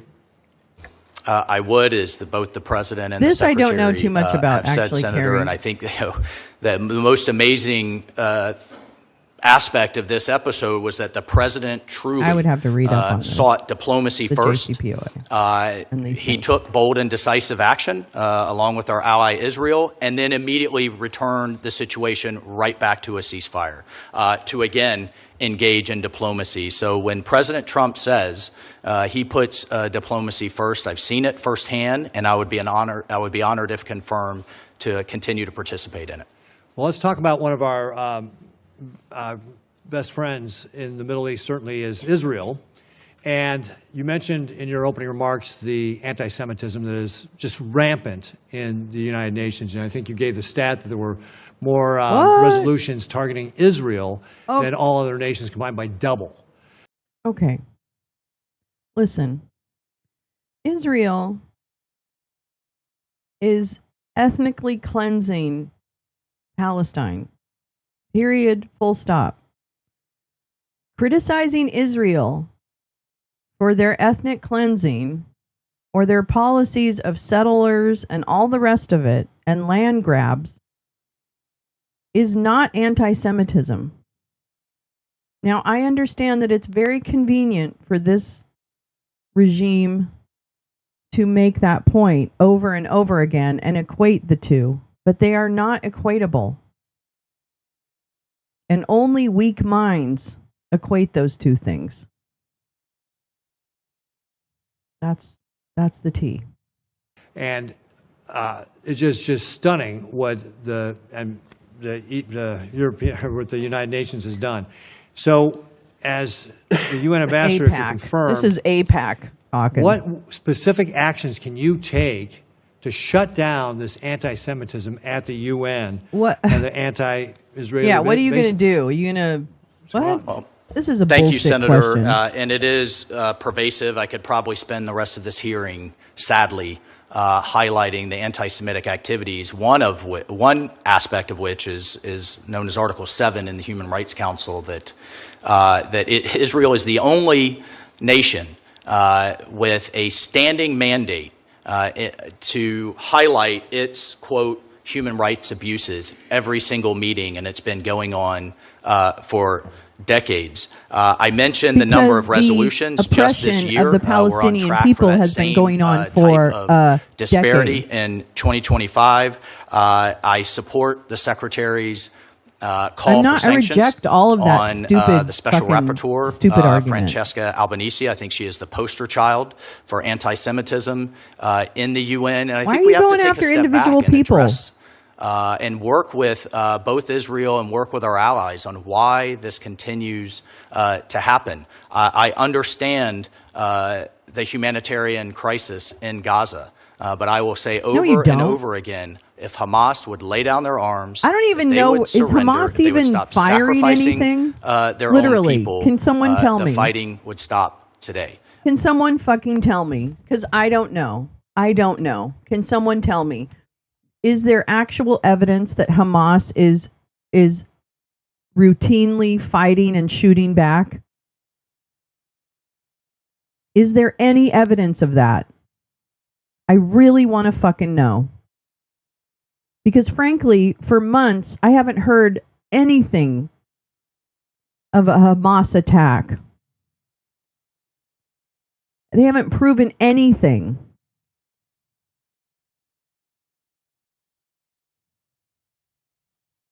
The U.S. has an anti-boycott law that says U.S. companies can't do business with companies or countries that call for a boycott of Israel.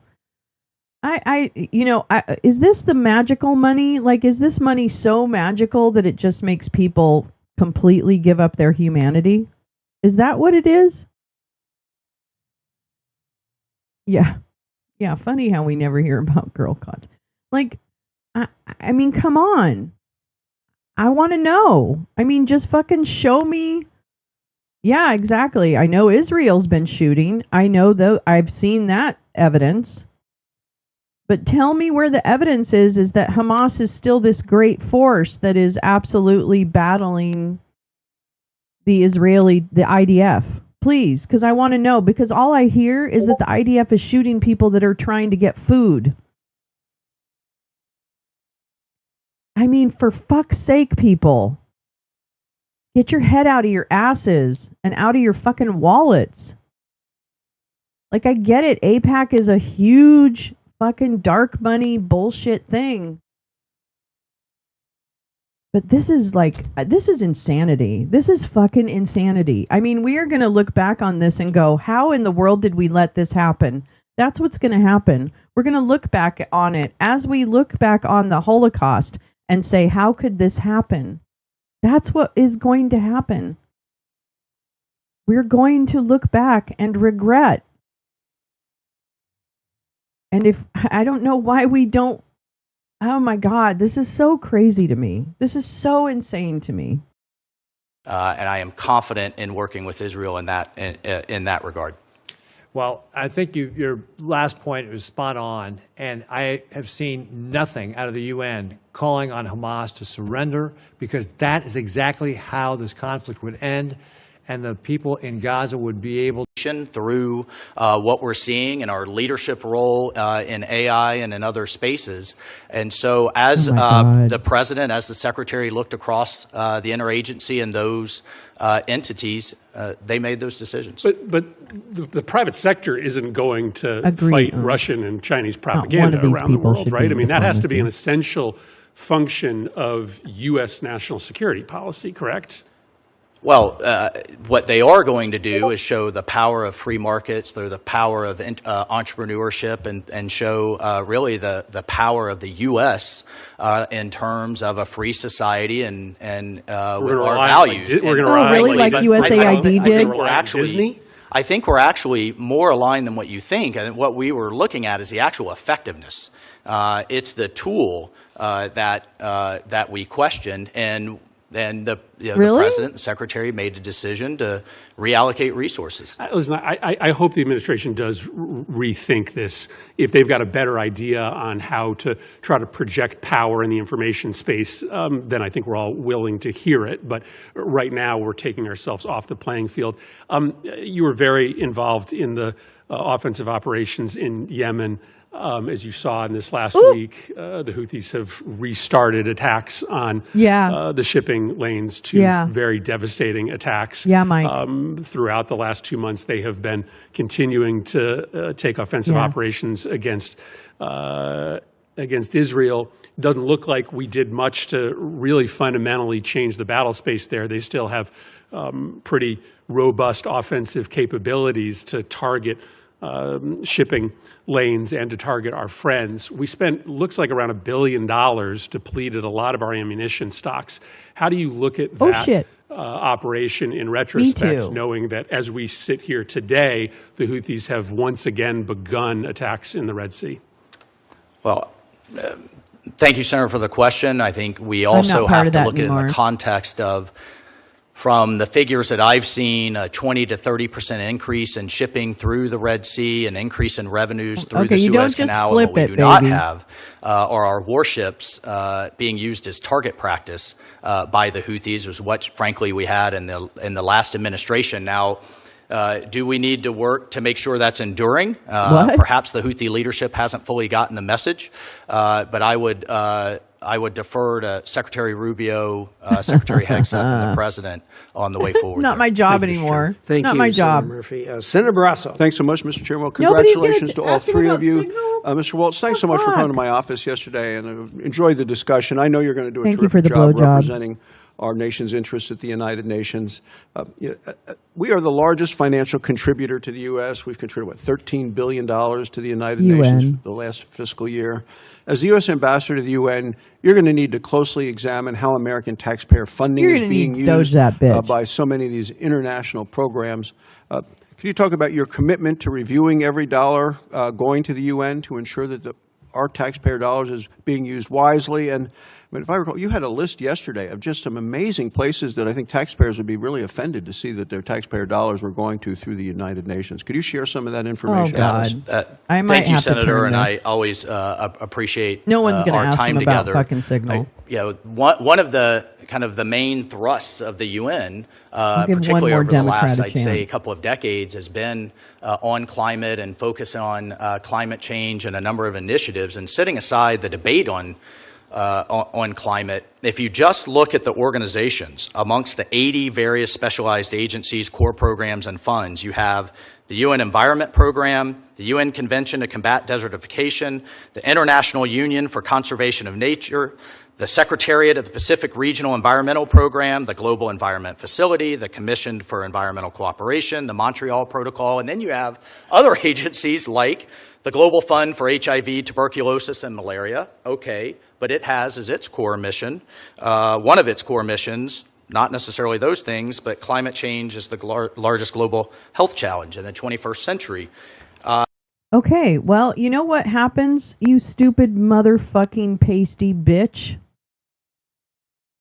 When climate change happens and rains increase or flooding happens or whatever might happen, that can impact malaria.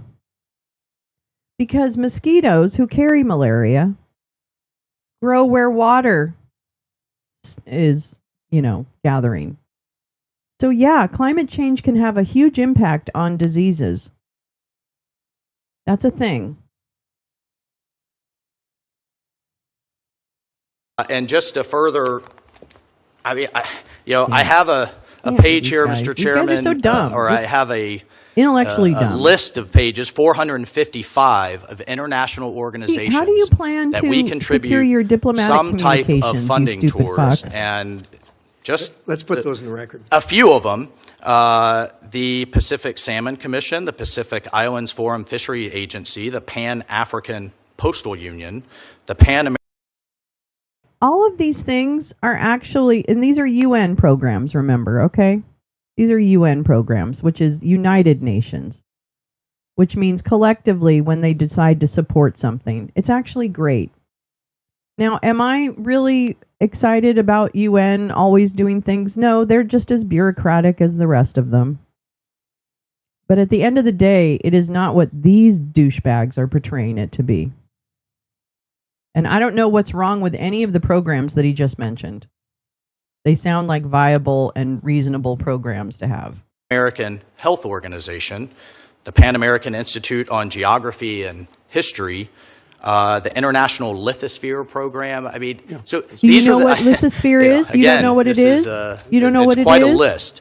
And this is That's not bad stuff. tens of thousands to hundreds of thousands to 7 to 8 figures to millions that are going to these organizations. So And what? I think it is incumbent on this administration to say, what's it It's doing? not your Is it business. making us safer, stronger, and more Evaluate the prosperous? And are we getting a programs bang for our buck? that I'm sure they A give couple you other questions, information because when you the vote, thing I hear about you at home stupid Wyoming fuck. is American sovereignty Oh, I and hate what the these United people Nations so is trying to much. do and undermining us. How are you going to work to preserve and to protect American sovereignty within the UN? What? It's not under threat. Thank you, Senator. And I have to say, America's sovereignty will always be first and foremost as we engage. We don't want to all be of held these, to anybody else's standards. International organizations. Oh, Kevin, you got mugged by the pups. That's I cute. think we need to weigh the pros and cons of which organizations we engage, and I think that will be a robust discussion with this committee and with the administration. But to the extent that we do, our sovereignty, our people, our bosses will be first and foremost and top of mind. I think this came up in both the introduction, Our the bosses. good introduction by Senator Lee, as well as Senator Scott. Not in the your opening interests of remarks, the United States. The fact that the Palestinian Authority has repeatedly sought Yes, to use Carla. the United Nations as a platform to erased him from declare the statehood photo. and to downgrade the status of Israel. Will you commit to using the American veto to block these one-sided anti-Israel resolutions at the UN Security Council? Thank you, Senator. Of course, I will Get work closely money out with the of President and Secretary politics. on those Get votes. money but yes, I'll right make that out Do you have of any specific measures politics. that you believe should be taken to address the bias against Israel Get within the UN? money out of how do we- politics. Your families, your sorry. willingness to serve our We nation. jumped ahead. And if I might, Mr. Waltz, or forgive me, Colonel, Congressman Waltz, my thanks to you and to your wife, Julia, who's also served our nation, as you mentioned in introduction, in combat, and to your family. Fuck you. I LOL, want to the get UN to the larger the UN questions of can't the do UN anything. and the UN Also, mission. will you but, commit to using the in veto? your role in the Army, in the House, as National Security Advisor, you have long handled classified and highly sensitive information. We both know signal Here is we go, not here we an go, here we go an now. appropriate, secure means of communicating highly sensitive information. And yet, on March 24th, the Atlantic control. magazine published a series of signal messages, including sensitive information about a U.S. military operation against the Houthis in Yemen, involving you and several other Trump officials. Were you investigated for this disclosure of sensitive operational information on Signal? Thank you, Senator. And, Yeah, what happened to that investigation? That engagement was driven by and recommended by the Cyber Security Infrastructure Security Agency, by the Biden administration, The CISA guidance. I'm sorry. And I have here, The well, choice just the to use of signal. share information on signal. The use of, no, excuse me, the use of signal is No, not not only, excuse me. as an encrypted app, is not only You authorized, it added was recommended a journalist. in Biden's, You, the Mike. Biden era CISA guidance. You in added fact, a it journalist. says here, I'll read it You to motherfucker. Use Don't only let him do that. end-to-end encrypted communications. Oh my Adopt a free messaging application to secure communications that guarantees end-to-end encryption, particularly if you are a highly targeted individual, such as Signal or similar apps. CISA recommends end-to-end encryption messaging.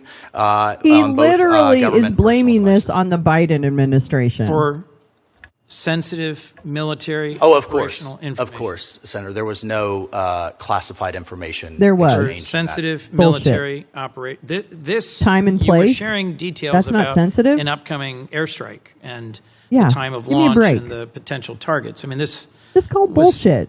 demonstrably sensitive information. And the question I asked was, were you investigated for this expansion of the signal group to That's a include good a idea, journalist? Gene. The White House conducted an investigation, and my understanding is the Department of Defense is still conducting an investigation. Oh! Was any disciplinary action taken? From the White House investigation, Senator? Yes. Yeah. No, the No. use of signal was not only authorized, it's still authorized and highly To recommended. add journalists? Would you recommend the use of signal for classified information to be shared between folks who have access to? Again, we classified followed the Oh? recommendation. You added a Almost journalist? the demand to use end-to-end Really? encryption, Oh, but there was so it's not no your fault? classified information It's shared. not your fault.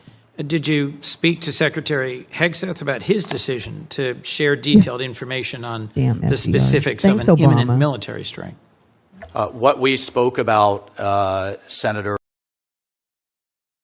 was That- a I did highly that. I was so successful excited. mission that did something that the Biden administration did not do was actually target the Houthi Oh, leadership. We shut subsequently up. saw a ceasefire, an increase Shut in shipping, up. and a drop in attacks on our Yeah, ships. tax wealth Well, look, not work. here's what I Yeah, hear on I this agree. exchange, and I want to get to the UN point. At the time, you took responsibility for having added a journalist inadvertently to a signal chat. But it doesn't seem to me that the administration's taken any action to make sure this Yeah. doesn't happen again. Yeah. There's been no consequences, and yet the president continues to denounce those who leak information. We both know signal is not a secure way to convey classified information.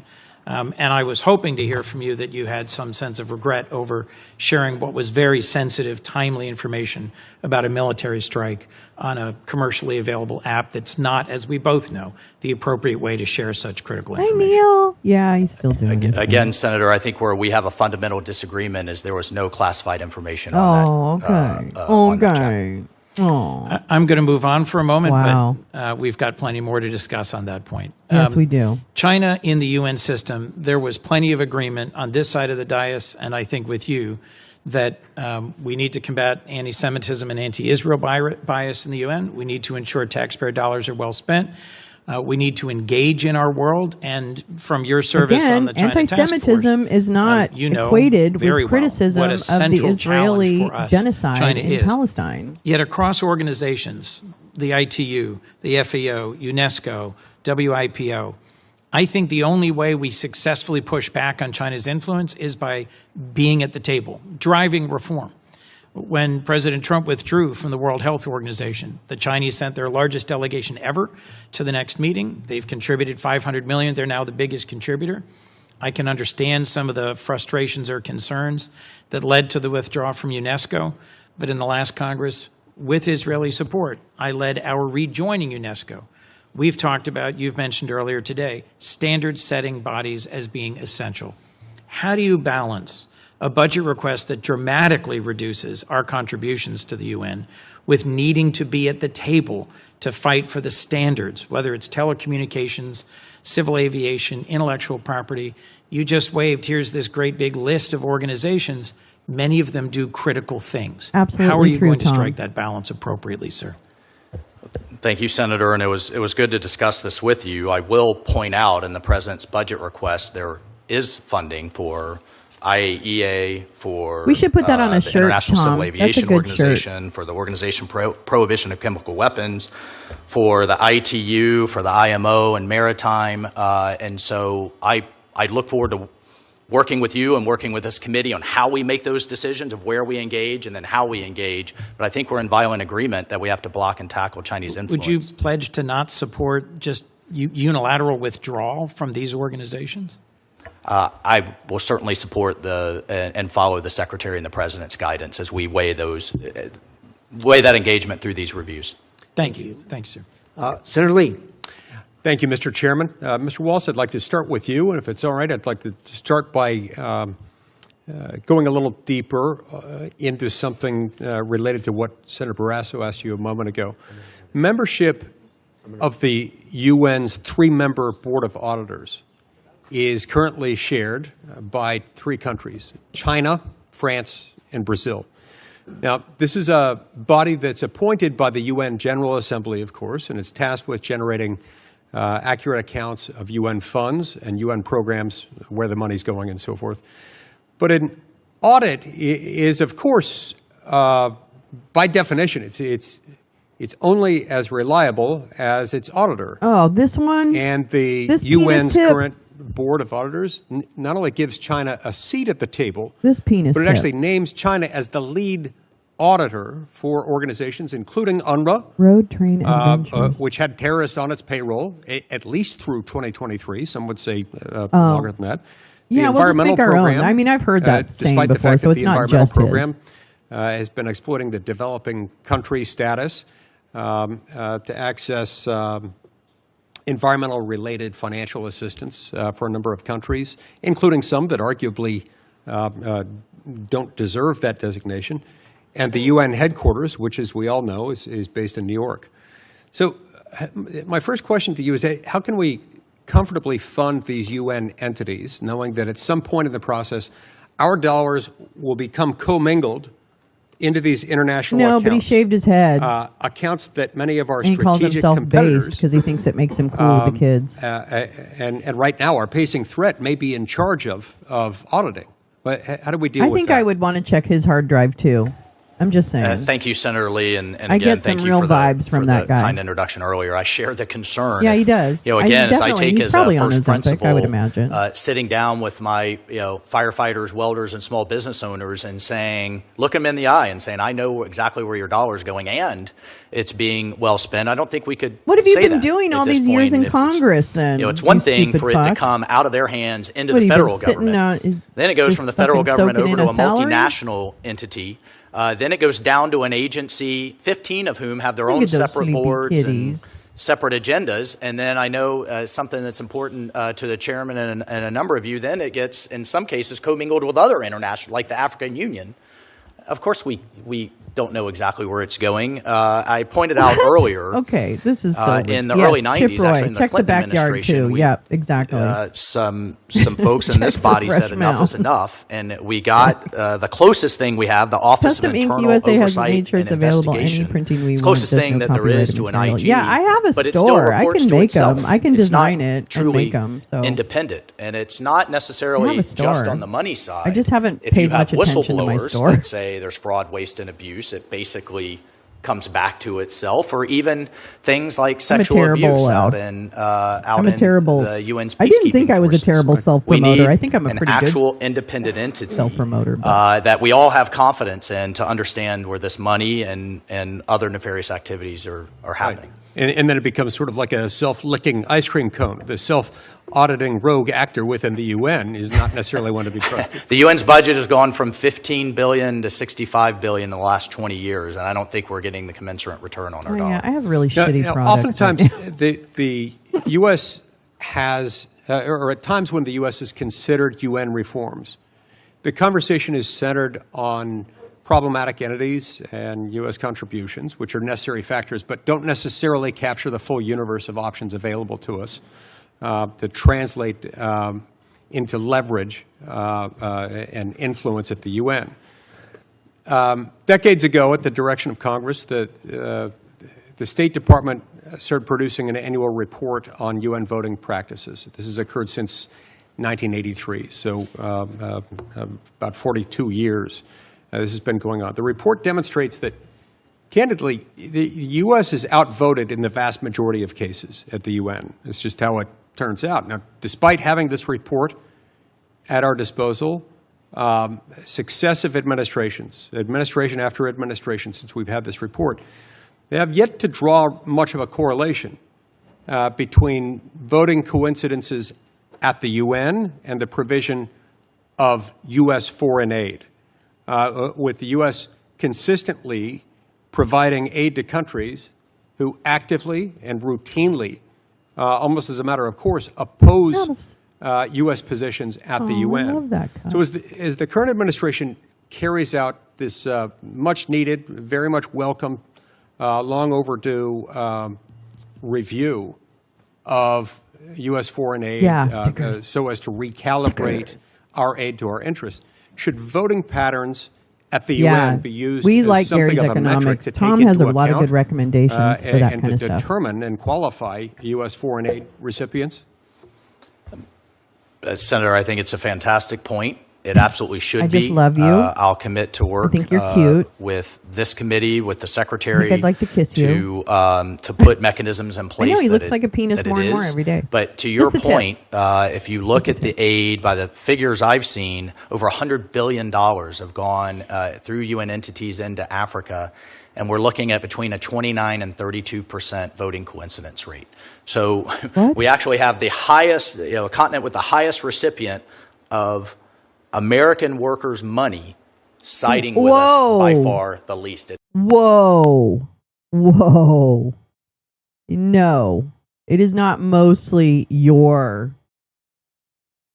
money, our money. Bullshit. Fuck this guy.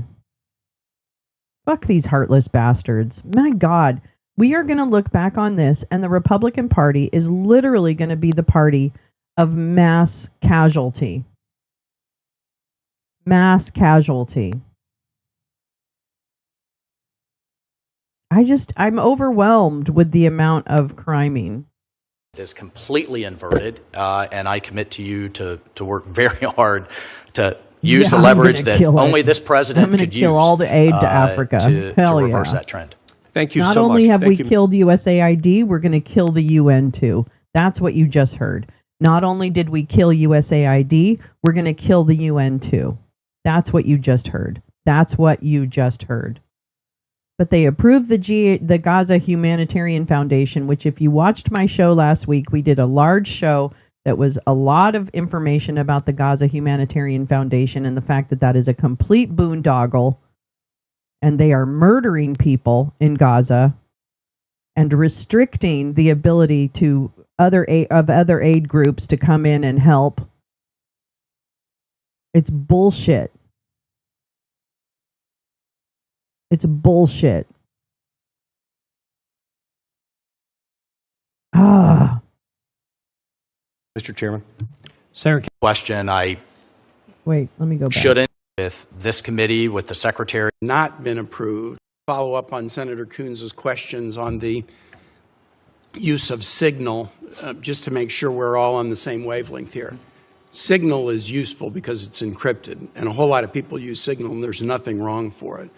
But as far as I know, Signal has not been approved for use by U.S. government officials for the sharing of classified information. Is that correct? That is correct, Senator.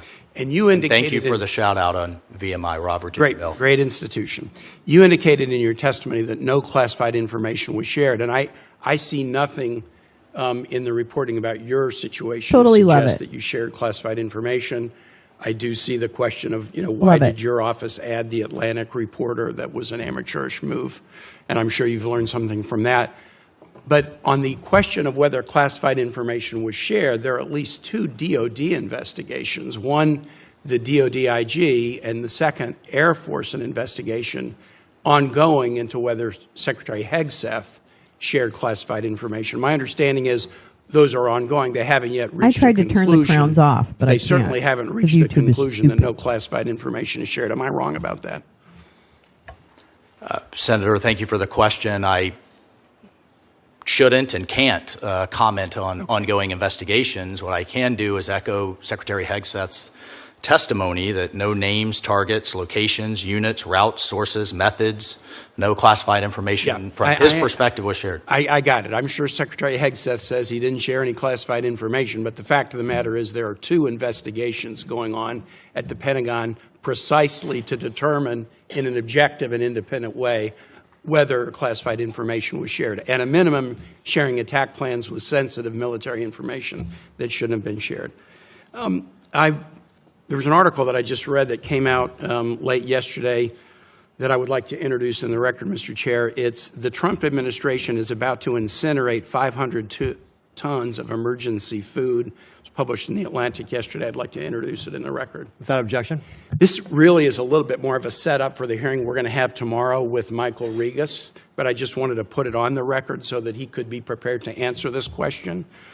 The article suggests that 500 tons of food purchased by the United States to the tune of about $800,000 months ago that are nutritional biscuits designed to stop children from starving have been in a warehouse in Dubai for months and months and months. Senator Rubio has testified about that both here and in the House, that he would make sure that food purchased to keep kids from starving would not be allowed to spoil.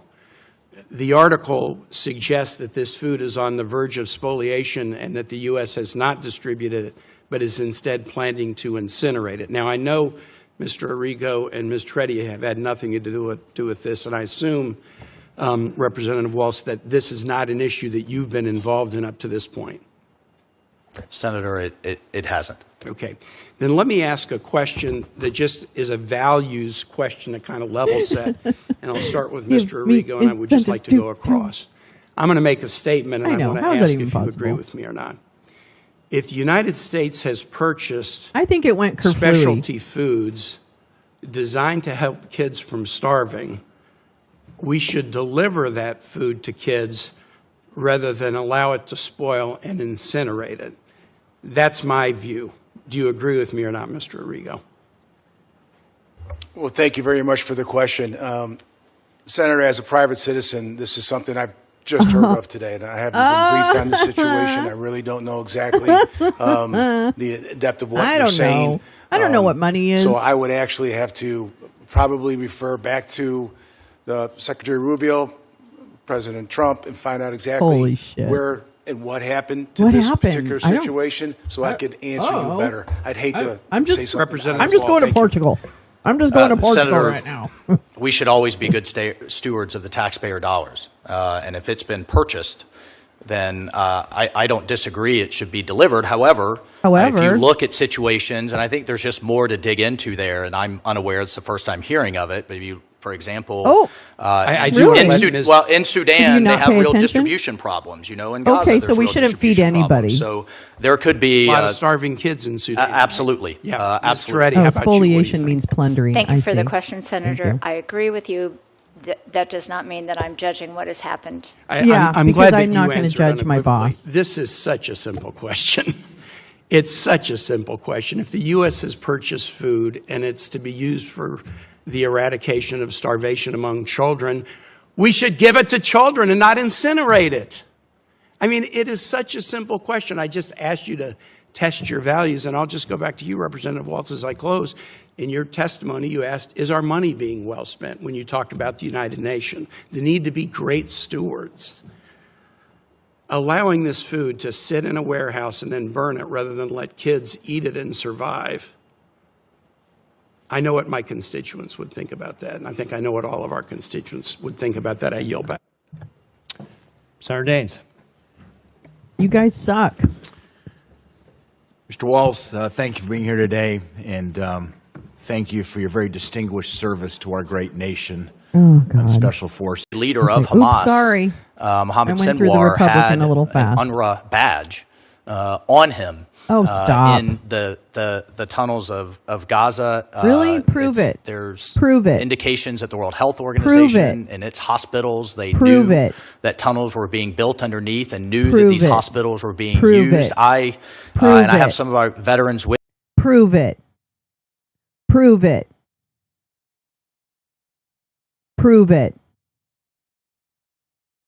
Prove it to me. Prove it to me that the World Health Organization and the fucking World Food Program and the UNRWA and everything. Yeah, prove it to me. You motherfucker. You fucking child killer. You fucking asshole. You fucking traitor. I hope you hang. With you have literally been shot at by terrorists hiding behind women and hiding behind children. The IDF admitted that they shot people trying to get food. They've admitted it.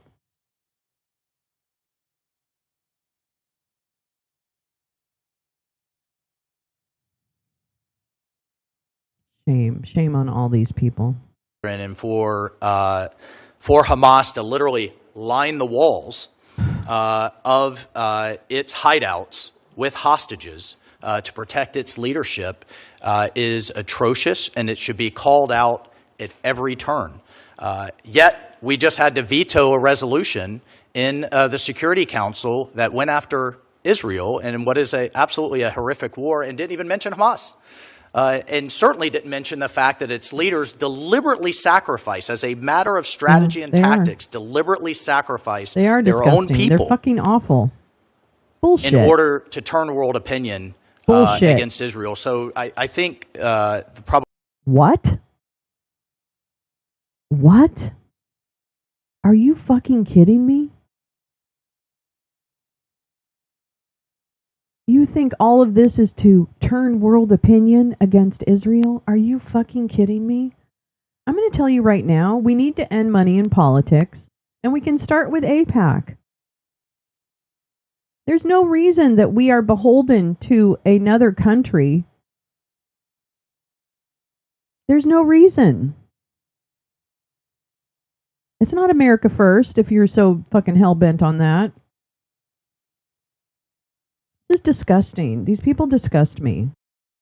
The easiest way to answer your question is sunlight is often the best They've got all the talking points. Yep. And to continue to spotlight it and use not only the platform that is this position, but I think one of the best communicators in the world, which is President Trump, Secretary Rubio, and the leadership in this administration to continue to call a it out. rapist. You're talking about a rapist. Well, thank you, and I'm grateful that you have moral clarity on this important issue. Oh my God! How much money did you get, Danes? Let's Certainly, check your somebody AIPAC who, money. like yourself, served. Hold on. You have served in special operations. These are not theoretical exercises for you. You've Oh, seen. please. You've Give me a seen, break, Danes. God, why don't you go suck his between dick? Good and between evil. Huh? We Why talked not? a bit about Central Let's do Asia it. yesterday, Mr. Let's get Walls. It's a down. vitally important region, Bitch. rich in natural resources. As you mentioned, you've spent some time over there in your prior career. Oh, the Club for Growth. Much There's of that. those resources are untapped. A Blackstone And the region group. can be a Oh, there's valuable that. new partner for energy exports to Europe. The UN, unfortunately, has pushed Central Asian countries to only adopt really a radical green agenda instead of more a balanced approach of all the above energy.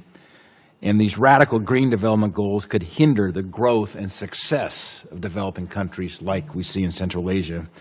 Mr. Walls, how can you, as UN ambassador, ensure that Central Asia is encouraged to take advantage of its vast and considerable energy resources to foster a more sustainable and a prosperous future? Yeah, thank you, and I appreciated the conversation and always learn a lot from them. One of the things that I admire about how President Trump approaches diplomacy, we saw it in his first Middle East trip, is what I call commercial diplomacy.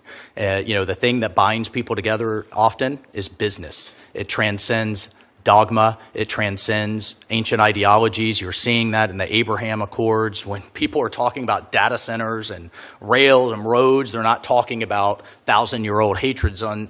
In Central Asia in particular, I mean, going back to the old TAPI pipeline, Turkmenistan, Danes has Afghanistan, gotten relatively Pakistan, little India, from one could only AIPAC imagine if or that had been in pro-Israel place. PACs, And now everyone has a common 362,000 in his economic career, interest. or since in the last 5 rather years. than fighting each other. I think we have real opportunities with Turkmenistan for the first time in a long time for their gas to head westward rather than eastward. We talked about the C5 grouping. We talk about Azerbaijan and their desire to not only come closer to the United States, but to perhaps put a real agreement in place with the Armenians, a real agreement in place with the Israelis, and the commercial opportunities that abound for not only for American business, but that will change the geopolitical landscape. And I look forward to working with you and those groupings within the UN along those lines under the President Secretary's leadership. Mr. Waltz, thank you. Good thing he's not nominated for Azerbaijan. Thank you, Senator, and congratulations to all of you on your nominations. Congressman Waltz, I want to start with some questions related to your tenure at the National Security Council that will also relate to your responsibilities to the United Nations, especially in the area of international humanitarian relief, because you presided over a period where Elon Musk was given a blank check to take what he called a chainsaw to AID, and as part of that undermined many ongoing humanitarian operations, including the one in Sudan, where the freezing of U.S. humanitarian assistance resulted in the closure of nearly 80% of emergency food kitchens. Good trouble. 2 million excellent. people What a great were left without access to food. Many of them died, and that's not theoretical either. Yeah, I dropped that research actually from the Lancet up above. Let me pin it. And of course, the horrendous situation in Gaza was brought about as a result of the horrific Hamas attacks of October 7, 2023. It's also true that the government of Israel has a responsibility to conduct that war in accordance with international law and humanitarian principles. For 78 days, the Netanyahu government imposed a total humanitarian blockade on Gaza, including blockade on food. I didn't hear you or President Trump or Secretary Rubio ever call upon the Netanyahu government publicly to end that blockade. The Netanyahu government then replaced the system of distribution of food through vetted international organizations, including, for example, the World Food Program that Cindy McCain heads. They replaced it with a private entity, which is supported by mercenaries, known as the Gaza Humanitarian Foundation, a real misnomer. The organization's original executive director resigned, saying that it was not possible to implement their plan while adhering to humanitarian principles. Cindy McCain said they don't have nearly enough access points and they don't have nearly enough food going in. As you probably know, it's been called a death trap. Hundreds of Palestinian civilians crowding to get food have been killed. Here we go. Either by the security contractors, mercenaries, or by the IDF. So my question to you is, why should American taxpayers be footing the bill, even part of the bill, in support of the so-called Gaza Humanitarian Foundation? Thank you for the question, Senator. And just to address your first question in terms of USAID and its current status, it is currently operating under the State Department. It's been merged, which you may disagree with, but I think is a perfectly valid approach. I'm sorry. I'll just point out that both the United Kingdom and Australians have done the same thing. I can't tell you how many times I've talked to a Foreign Service officer or an ambassador out in the field, highly frustrated that aid was on a different page than their objectives in the country. Off. And so I certainly stupid. support Well, we have Secretary's reorganization. We have a strong disagreement. That's if you could bullshit. answer my question about American taxpayer dollars going to fund this private entity. Private foundation. I would certainly extend an appreciation in my heart out for a couple of veterans who were just attacked by Hamas with grenades as trying to... Bullshit.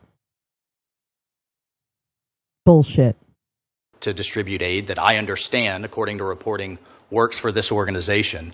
I don't think this should be a zero sum. I do agree that is a humanitarian crisis in Gaza. I hope you would agree that Hamas could stop it tomorrow by laying down their arms and releasing the hostages. And we support Special Envoy Witkoff and his efforts to again bring a ceasefire, which he was able to bring. You all said you were going to end the war in Gaza on day one. It's a long way from. Well, I have one the other president question. said all hell to pay. Let me just ask you a question. Shut up, Mike. I asked you a question on the West Bank. You saw that an American citizen was killed the other day by violent settlers. Did you see that report? I actually, Senator, to be honest with you, I did not see that. Oh, you didn't? You don't read the news? Do you agree that it's the responsibility of the United States government to ensure the accountability in the deaths of American citizens overseas? Senator, I would say it's a key function of any embassy or ambassador to ensure U.S. citizens are protected abroad. Okay. Well, I hope we will pursue that. You know, one of your first actions, along with the president, was to get rid of the Biden-era executive order that would impose sanctions on both violent settlers and violent Palestinian militants in the West Bank. And we've now had 5 Americans actually killed since October 7th in the West Bank, and no accountability. I think when you withdrew that executive order, you sent a very bad signal. I hope we can work together to make sure that we protect all American citizens overseas. Senator Paul. Mr. Waltz, do you believe President Trump has the constitutional power? I want to hear what this guy says. I usually don't, but. Thank you, Senator. And his Article 2 authority, I do. In the summer of 2020, there was much discussion and there have been statements by President Trump that he intended to draw down troops in Afghanistan. You were serving on the Armed Services Committee at that time, and Liz Cheney and Jason Crow put forward an amendment. And with that amendment, they attempted to circumscribe his power to assign troops. They specifically added conditions, and you supported that amendment. So I guess my question is, which is it? Does President Trump have the power under the Constitution to determine troops, or do you think Congress should, as you attempted to do when you voted for Liz Cheney's amendment, do you think Congress has the right to limit his power to remove troops from a war situation? Spicy. I certainly, thank you, Senator. I certainly supported President Trump's effort to draw down our forces, to keep Bagram Air Base, to keep a lid on counterterrorism, and certainly keep you voted for the Jason Crow amendment, the Liz Cheney amendment, to place restrictions on his ability to remove troops. Specifically, the amendment said he couldn't draw them down under 8,500 troops. Senator, I'll have to go back and look at the specific details of that amendment, or whether that was a broader vote amendment, because NDAA. it goes to the heart of the Constitution. And this is sort of the problem, and one of the things I fear. The Liz Cheney wing of the party, the neoconservatives, they believe in virtually unlimited Article 2 authority when going to war, to initiate war. There seems to be no limits. The idea that Congress should be involved with declaring war is sort of passé. It's old-fashioned. This is the incel wing of the party, by the way. This is what they want to talk about, too. Others to say that the president couldn't too much war. That he had to perform different reports. Here's what one of the reports said that he had to do before he was allowed to remove troops. This is the Cheney-Crow Amendment. It required a report from President Trump concerning the status of women's access to voting, education, I saw that. I think justice, really and cool. economic opportunities. You know, support for women's rights is great, but it's really not typically given as a reason to go to war or stay at war. And basically the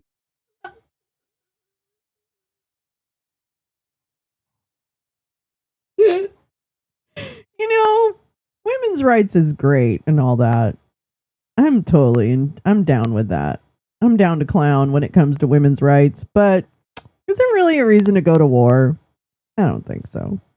amendment you voted for based the decision on whether or not he would have to explain himself as to how well it was going for women in Afghanistan before Congress would consent. Specifically, the amendment says you wouldn't fund or allow him to move troops with DOD funds. It was an incredible amendment. I've never seen anything like this, where Congress actually voted to remove DOD funds to let the president remove troops from a war theater. Look, I'm a big fan of the limitation of presidential power on initiating war, but once we're at war, I've never really quibbled with the president's power to execute the war, to be the commander-in-chief. When you were deployed, I can't see Congress coming to Congress and saying, well, how are women's rights over there for Colonel Waltz? Should he be able to go in there or leave because, well, let's have a congressional report on this?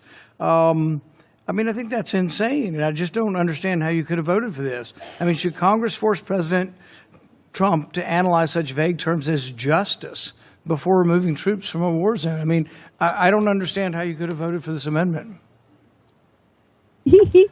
Senator, I look forward to continuing our discussion that we had. There's a lot of room in between where we have troops and necessarily if we're at war. So, for example, we've had troops in Colombia for quite some time. They're not actively engaged in combat. They're engaged in a training mission to help that government buy with our presence on the ground. And so I think one of the things at the time Afghanistan was one of the rare times when Congress actually had authorized. We voted for an authorization of force. It's one of the few times I can think of in recent history I would have actually supported that resolution. Congress voted to send the troops to Afghanistan to get the people who attacked us on 9/11.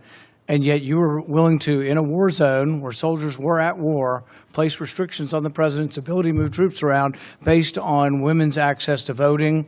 There's also another clause in there that said based on how well the Afghans were dealing with disabilities. Look, I have a great deal for people with disabilities. That's a big issue in our country, but it really isn't an issue of war. And also, yeah, and not only women's rights is, important and all that stuff and all that crap. But yeah, disability, disability rights, absolutely. Same up there. It's up there with women's rights. It's all fine and good, but it's not a reason to go to war. That's what he's saying. I'm not saying that. That's what he's saying. To hamstring and tie. He doesn't really. He's a libertarian. And say, the libertarian is survival of the fittest. That's what the libertarian basic mantra is. Survival of the fittest, but not really the fittest. Just the smarmiest. You can't remove, troops until we discuss how well the Afghan government is dealing with disabilities. So they're going to be able to deal with disabilities when we go. I guess it just worries me that you come more from the Liz Cheney wing of the party than the Donald Trump wing of the party. Senator, I am squarely with the president, have been with him in every single election I participated in and him with me in terms of the limits on hard power. And I can tell you for certain that people who hate war the most are the people that have to go fight them and die from them. I have many of them with me, and I never want to attend another funeral, and I certainly support the president's diplomacy first, as I know you do. I don't even understand approach, as we just saw in the Middle East, his commercial diplomacy that we're seeing around the world, and will do everything I can, if confirmed as ambassador of the United Nations, to keep us out of wars and to end conflicts. Senator Booker. Bullshit. Congressman Waltz, I've watched this hearing, and I've been really disappointed. And what's been troubling to me about your nomination from the beginning is your failure to just stand up and take accountability for mistakes that you made and that all Americans know that you've made. Everyone in this room, every one of us has made mistakes, but what America expects from leaders, especially leaders who are tasked with our national security or could be tasked with the position for which you're nominated for, is for people to stand up and just take responsibility, take accountability. But I heard you just blame Biden.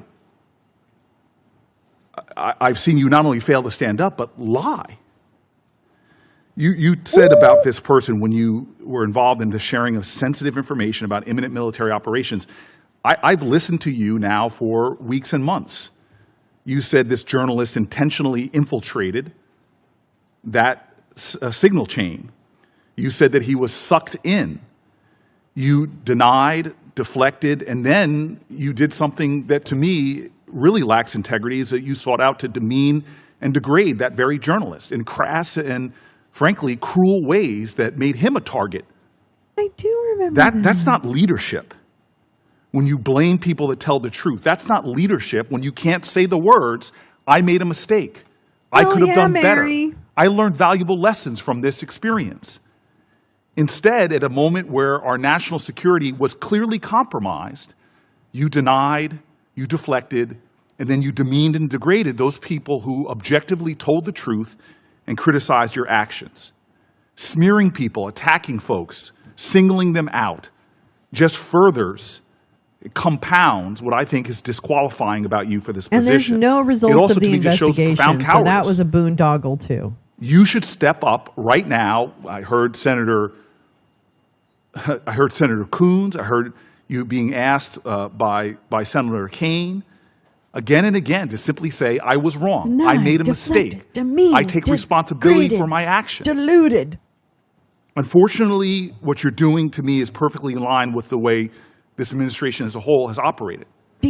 I've never seen an administration that has made no mistakes, can't learn constructively from things they did wrong, has no sense of self-interrogation or integrity.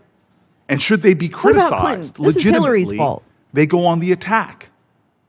We have too much of that rhetoric, that divisive, demeaning, degrading, cruelness that's being elevated and celebrated by this administration that you seem to fall in line with. I just watched with great disappointment that even after weeks, if not months of reflection, you couldn't sit before this committee and take some responsibility and talk constructively about what's learned. Instead, you do what seems to be yet another creative tool that people are doing, which is, hey, let me just blame Biden. I want to take another moment to discuss concerns I have with this administration's approach to the United Nations and its dealings with African countries. Every country in the UN gets one vote in the General Assembly, no matter how large or small it is. So diplomacy and staffing at our State Department and their embassies really matter, but this administration has fired over 1,350 staff at the State Department, including whole offices that spearheaded multilateral affairs. Sub-Saharan Africa has alone, the member states have 49 votes. I've watched how China has done everything they can to court support at the United Nations and how we wonder why are so many countries voting against us. And I truly believe, and I've said this to the Secretary of State, that we need to start prioritizing African nations, start focusing on what I believe is urgently within our national interests, if not our national security interests. It seems to me that we are ceding and surrendering Sub-Saharan Africa to China, who is stepping up more and more and filling in the void of our leadership. So I have no questions for you, sir. I have nothing but deep disappointment in what I consider a failure of leadership on your part. God, America needs now more than ever, forget the partisanship, just people to step up and show heart and integrity and honor.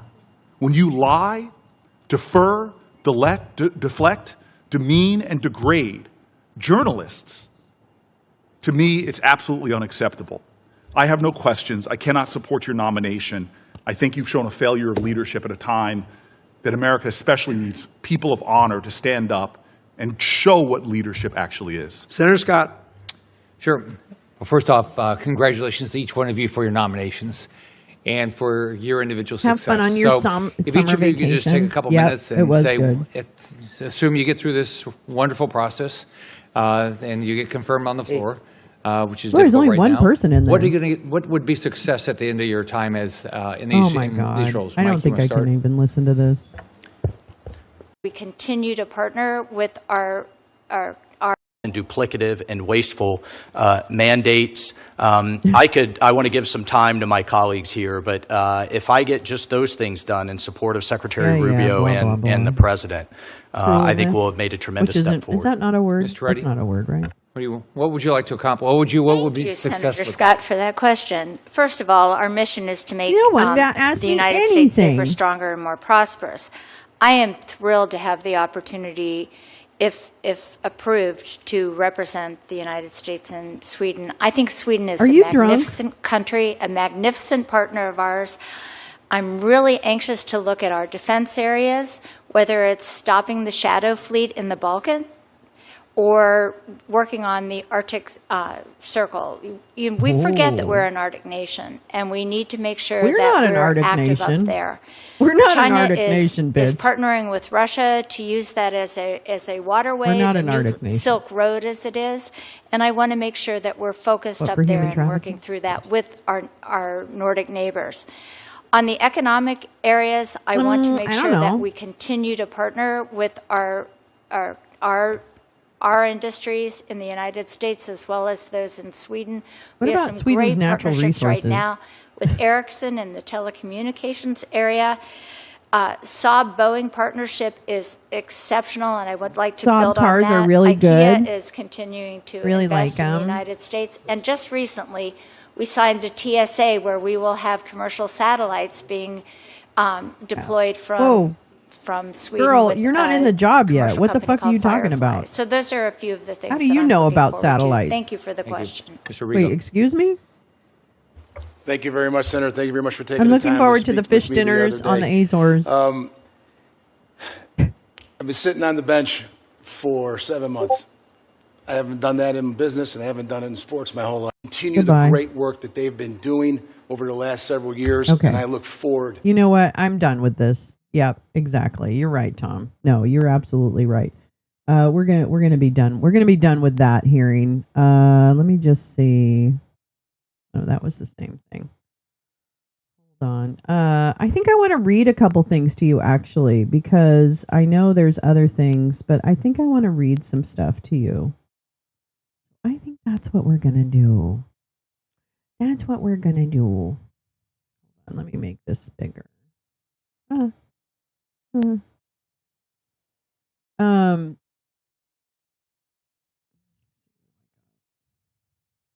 Well, first of all, let me show you what, let me go through a couple things because we've got some stuff here. Hold on. I guess I'm going to leave it there. I guess I'm going to leave it right there. I said right there. I'm going to go too far, and then I won't have any. Okay. Oops, no. All right. No. No.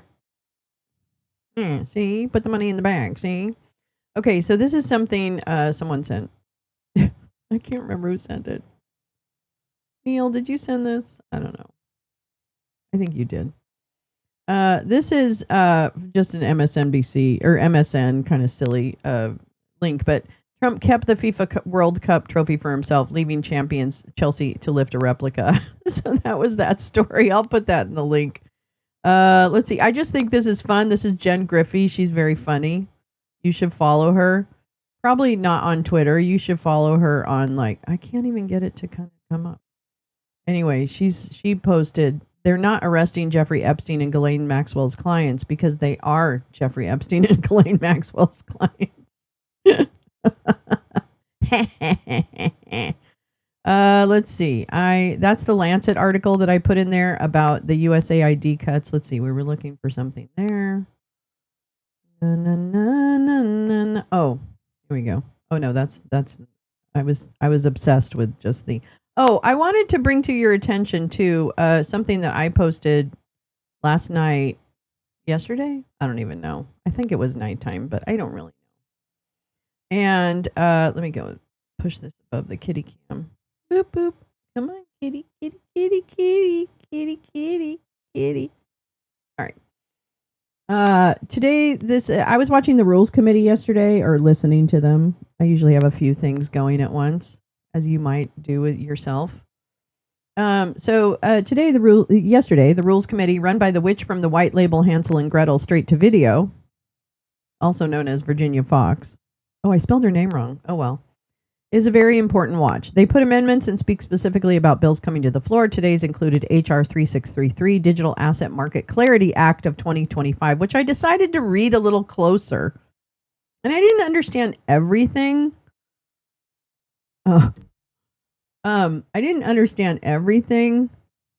Yeah, they're not going to work with the global community. We're now weirdo, stupid, isolationist-y kind of colonialism. Yeah, it's a weird mix.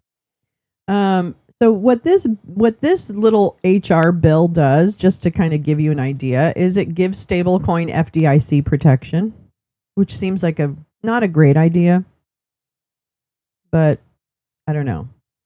Gives the Commodity Futures Trade Commission more power to regulate, and surprise, they report to the president.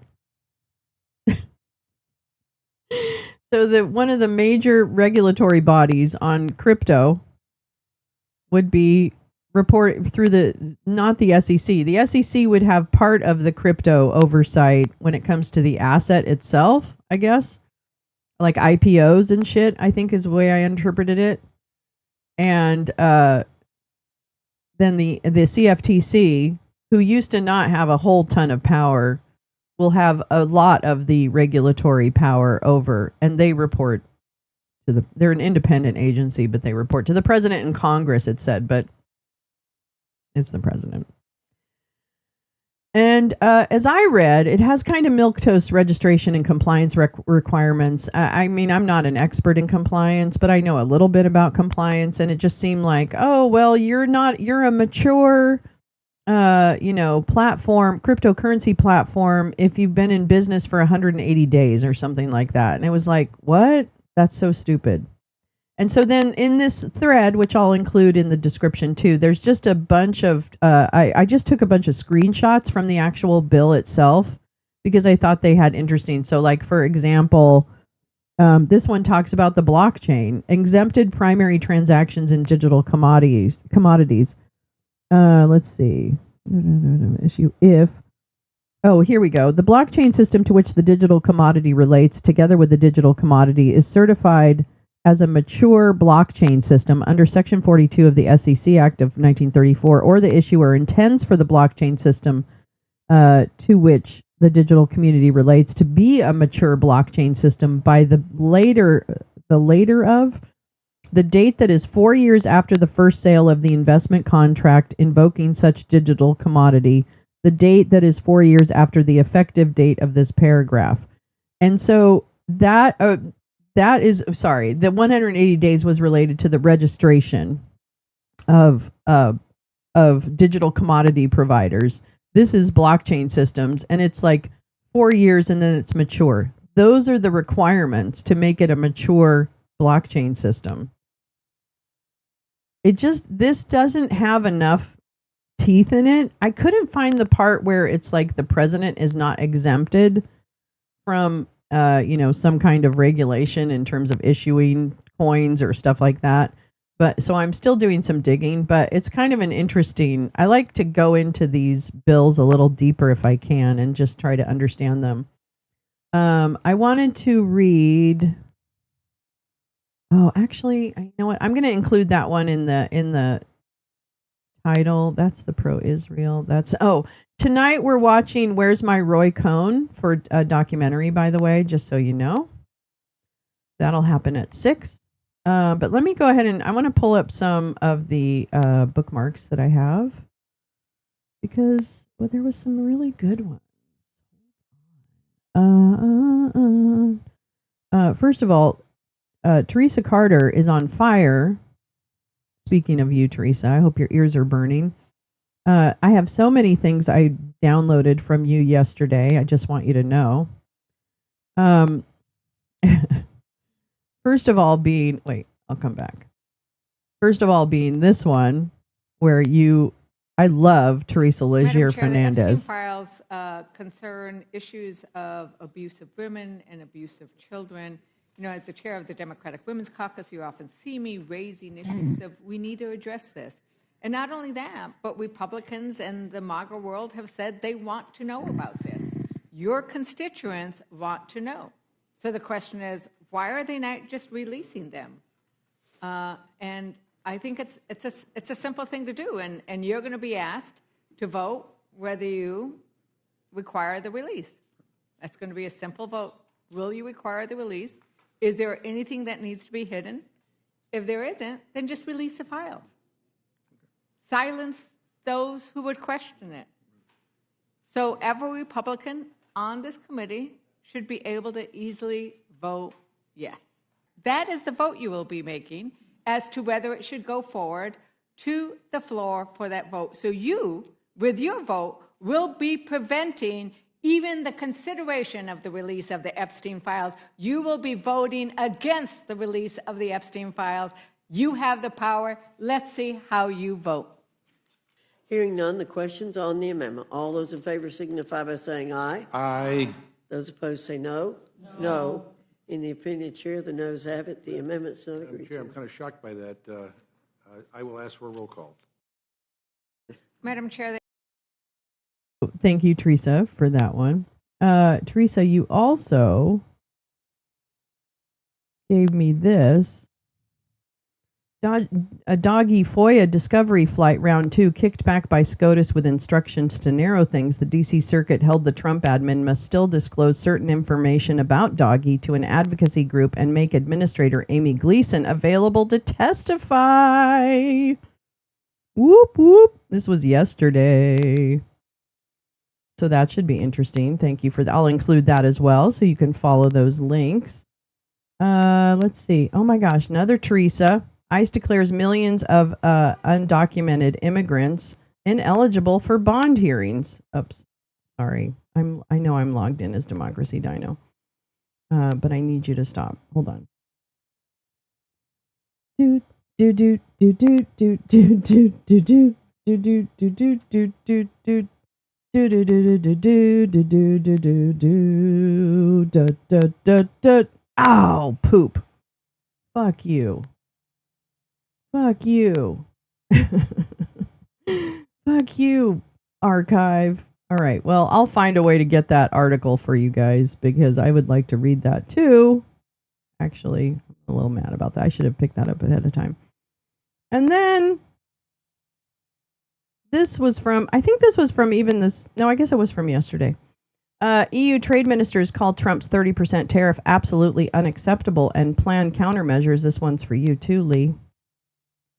EU trade ministers agreed Monday that U.S. President Donald Trump's announcement of 30% tariffs on the European Union was absolutely unacceptable, and they're studying a new set of countermeasures to respond to the move. The ministers met Monday in Brussels following Trump's surprise announcement over the weekend of such hefty tariffs, which could have repercussions for governments, companies, and consumers on both sides of the Atlantic. The EU is America's biggest business partner and the world's largest trading bloc. Maro Shevkovich, EU's trade representative in its talks with the U.S., forgive me for not probably pronouncing their name correctly, said after the meeting that it was very obvious from the discussions today the 30% is absolutely unacceptable. He said that the Commission was sharing proposals with the 27 member countries for the second list of goods accounting for some 72 billion euros, $84 billion worth of U.S. imports. They will now have a chance to discuss it. This does not exhaust our toolbox, and every instrument remains on the table. Let me make it a little bigger. Lars Løkke Rasmussen. I love Nordic names. I'm so sorry. I'm not trying to make fun. Yes, Teresa, you are very prolific in the last few days. Let me just tell you. Kudos. Foreign Minister of Denmark, which recently assumed the presidency of the EU, said the ministers vowed to work together in negotiating a trade deal with Washington or agreeing on countermeasures. The EU remains ready to act, and that includes robust and proportionate countermeasures if required, and there was a strong feeling in the room of unity, Rasmussen told reporters after the meeting. The tariffs, also announced for Mexico, are set to start on August 1st and could make everything from French cheese and Italian leather goods to German electronics and Spanish pharmaceuticals and Irish pharmaceuticals more expensive in the U.S. More expensive in the U.S. and destabilize economies from Portugal to Norway. Hey, you guy from Portugal, you're going to have your work cut out for it. Meanwhile, I mean, how are these ambassadors going to deal with the fucking tariffs? I mean, hello. And you know what? That little bitch for Sweden, she's going to get rolled over by the Swedes. Let me tell you, that's going to be hilarious to watch. Meanwhile, Brussels decided to suspend retaliatory tariffs on U.S. goods scheduled to take effect Monday in the hopes of reaching a trade deal with the Trump administration by the end of the month. The countermeasures by the EU, which negotiates trade deals on behalf of its 27 member countries, will be delayed until August 1st. Trump's letter shows that we have until the 1st of August to negotiate, European Commission President Ursula von der Leyen my woman crush, told reporters in Brussels on Sunday. Maros Šefčovič, again, I'm so sorry. The EU's trade representative in talks with the U.S. said negotiations would continue Monday. I'm absolutely sure, 100% sure, that a negotiated solution is much better than the tension which we might have after the 1st of August, he told reporters in Brussels on Monday. But he added that we must be prepared for all outcomes. I cannot imagine walking away without genuine effort. Having said that, the current uncertainty caused by unjustified tariffs cannot persist indefinitely, and therefore we must prepare for all outcomes, including, if necessary, well-considered proportionate countermeasures to restore the balance in our transit-static relationship.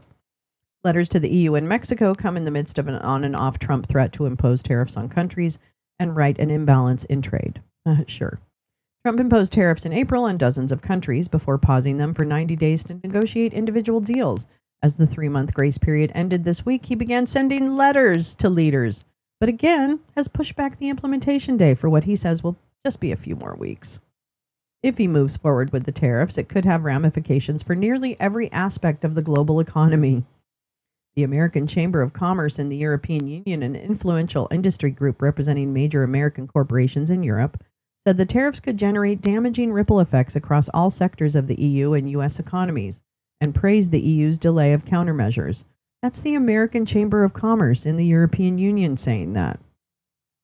Okay, that's like the fucking capitalists of the capitalists. In the wake of the new tariffs, European leaders largely closed ranks, calling for unity, but also a steady hand not to provoke further acrimony.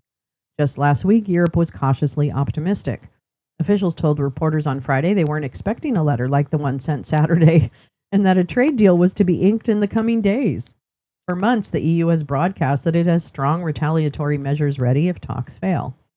Reeling from successive rebukes from Washington, Šefčovič said on Monday that the EU is doubling down on efforts to open new markets and pointed to a new economic agreement with Indonesia as one. The EU top brass will visit Beijing for a summit later this month, while courting other Pacific nations like South Korea, Japan, Vietnam, Singapore, the Philippines, and Indonesia, whose prime minister visited Brussels over the weekend to sign a new economic partnership with the EU.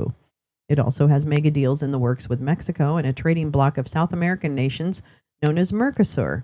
And Šefčovič will meet with his counterpart from the United Arab Emirates next week. Well, things are looking up for Europe. While meeting with Indonesia's president on Sunday, von der Leyen said that when economic uncertainty meets geopolitical volatility, partners like us must come closer together. I kind of fucked that up. Sorry, Ursula. Anyway, thank you, Teresa, for that. Let me see what else I have. I have this from Gal. The DOJ opposes Ghislaine Maxwell's bid for the Supreme Court to review her sex trafficking verdict. The brief finally hits the docket. Here we go. Let's see, how long is this? I don't think, it's only 21 pages. Let's see how much we can get. Hey, stop. Stop it. Stop it. In the Supreme Court of the whether petitioner's prosecution for sex trafficking of a minor in violation of 18 U.S. Code 1591 A and B and 2 by the U.S. Attorney for the Southern District of New York was prohibited by a non-prosecution agreement between the U.S. Attorney for the Southern District of Florida, oh God, and petitioner's co-conspirator. Oops. Let's see. What do we got here? What do we got? Hey, we haven't read an original document in a minute. What is wrong with me?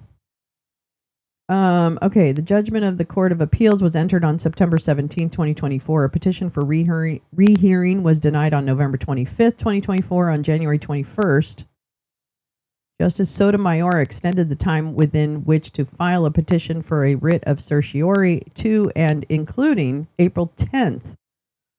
And the petition was filed on that date. Oh, that's interesting. I would like to know more about that. On January 21st, so the day after the inauguration, Sotomayor extended the time within which to file a petition for writ of certiorari. Why did that happen? Why did that happen? I wonder. All right. I'm just curious. So they filed it before April 10th, I guess, for this little situation. Okay, following a jury trial in the United States District Court for the Southern District of New York, petitioner was convicted on one count of conspiring to transport minors with intent to engage in criminal sexual activity in violation of 18 U.S. Code, one count of transporting a minor with intent to engage in criminal sexual activity, one count of sex trafficking of a minor, and that's it. No. The district court sentenced petitioner to 240 months of imprisonment, to be followed by 5 years of supervised release. The Court of Appeals affirmed. From about 1994 to 2004, petitioner coordinated, facilitated, and contributed to the multimillionaire financier Jeffrey Epstein's sexual abuse of numerous young women and underage girls, also known as children. The abuse followed a pattern. Petitioner and Epstein would identify vulnerable girls living under difficult circumstances, isolate them from their friends and families, gaining their trust by giving them gifts and pretending to be their friends, normalize the discussion of sexual topics and sexual touching with the girls, and then transition to sexual abuse, often through the pretext of a girl giving Epstein a massage. Petitioner and Epstein paid victims large amounts of cash to provide Epstein with sexualized massages, and after a victim had begun giving massages, they would offer her additional money to recruit other girls. Petitioner and Epstein carried on these activities at, among other locations, Epstein's residences in Palm Beach, Florida, and New York City. In 2005, the parents of a 14-year-old girl complained to the Palm Beach police after learning that Epstein had paid their daughter for a massage. The following year, a state grand jury indicted Epstein for soliciting prostitution. But because the local police, quote, were dissatisfied with the state attorney's handling of the case and believed that the state grand jury's charge did not address the totality of Epstein's conduct, they referred the matter to the Federal Bureau of Investigation in West Palm Beach. The U.S. Attorney's Office for the Southern District of Florida worked with the FBI to develop a federal case against Epstein. In the course of the investigation, they discovered additional victims.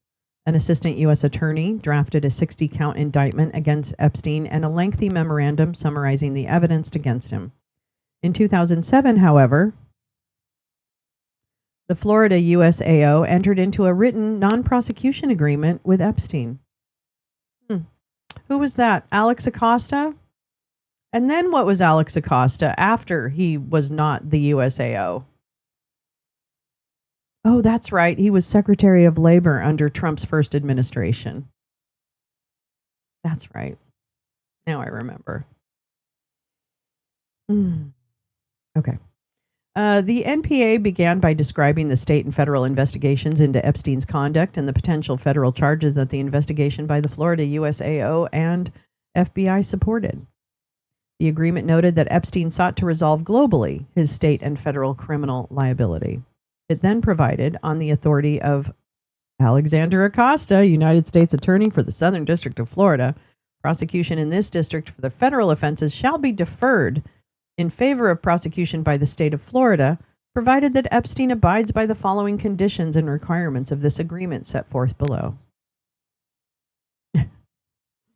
I know. You guys are so cute. I think it's funny. You're going through the top fans thing. I didn't see. Okay, anyway. I get so distracted. The NPA further specified that if Epstein timely fulfilled all the terms and conditions of the agreement, no prosecution against him would be instituted in this district. The NPA then listed 13 terms, which principally required Epstein to plead guilty to 2 state offenses, soliciting prostitution and soliciting minors to engage in prostitution, and agreed to a sentence of 18 months of imprisonment. A later provision stated that if Epstein successfully fulfills all the terms and conditions of this agreement, the United States also agrees that it will not institute any criminal charges against any potential co-conspirators of Epstein, including but not limited to 4 of Epstein's assistants, none of whom was petitioner. Such a co-conspirators clause was highly unusual. The whole thing was unusual, but okay, and appears to have been added with little discussion or consideration by the prosecutors. During a later investigation into the Florida USAO's handling of the Epstein matter, the assistant U.S. attorney who handled the case told the Department of Justice Office of Professional Responsibility that she, quote, did not consider the possibility that Epstein might be trying to protect anyone other than the 4 named assistants. And other USAO attorneys suggested that the co-conspirators clause was meant to protect named co-conspirators who were also victims. The co-conspirators clause is not the only clause that refers to the United States. Instead, the NPA refers variously to the United States Attorney, the United States Attorney's Office, the United States. For example, the NPA provides for the United States Attorney to send notice to Epstein if he should determine, based on reliable evidence, that Epstein has violated the agreement, and specifies that the notice should be provided within 60 days of the United States learning of facts which may provide a basis for determination of a breach. DOJ policy provided at that time, and similarly provides today, that no district or division shall make any agreement, including any agreement not to prosecute, which purports to bind any other districts or division without the express written approval of the U.S. Attorney in each affected district or the Assistant Attorney General of the Criminal Division. The NPA in Epstein's case was signed by Epstein, his counsel, and under U.S. Attorney Acosta's name, the aforementioned Assistant U.S. Attorney. In accordance with the NPA, Epstein pleaded guilty to 2 offenses in Florida State Court in 2008. He was incarcerated for about a year in a minimum security state facility. But in 2019, the USAO for the Southern District of New York obtained an indictment charging Epstein with sex trafficking minors.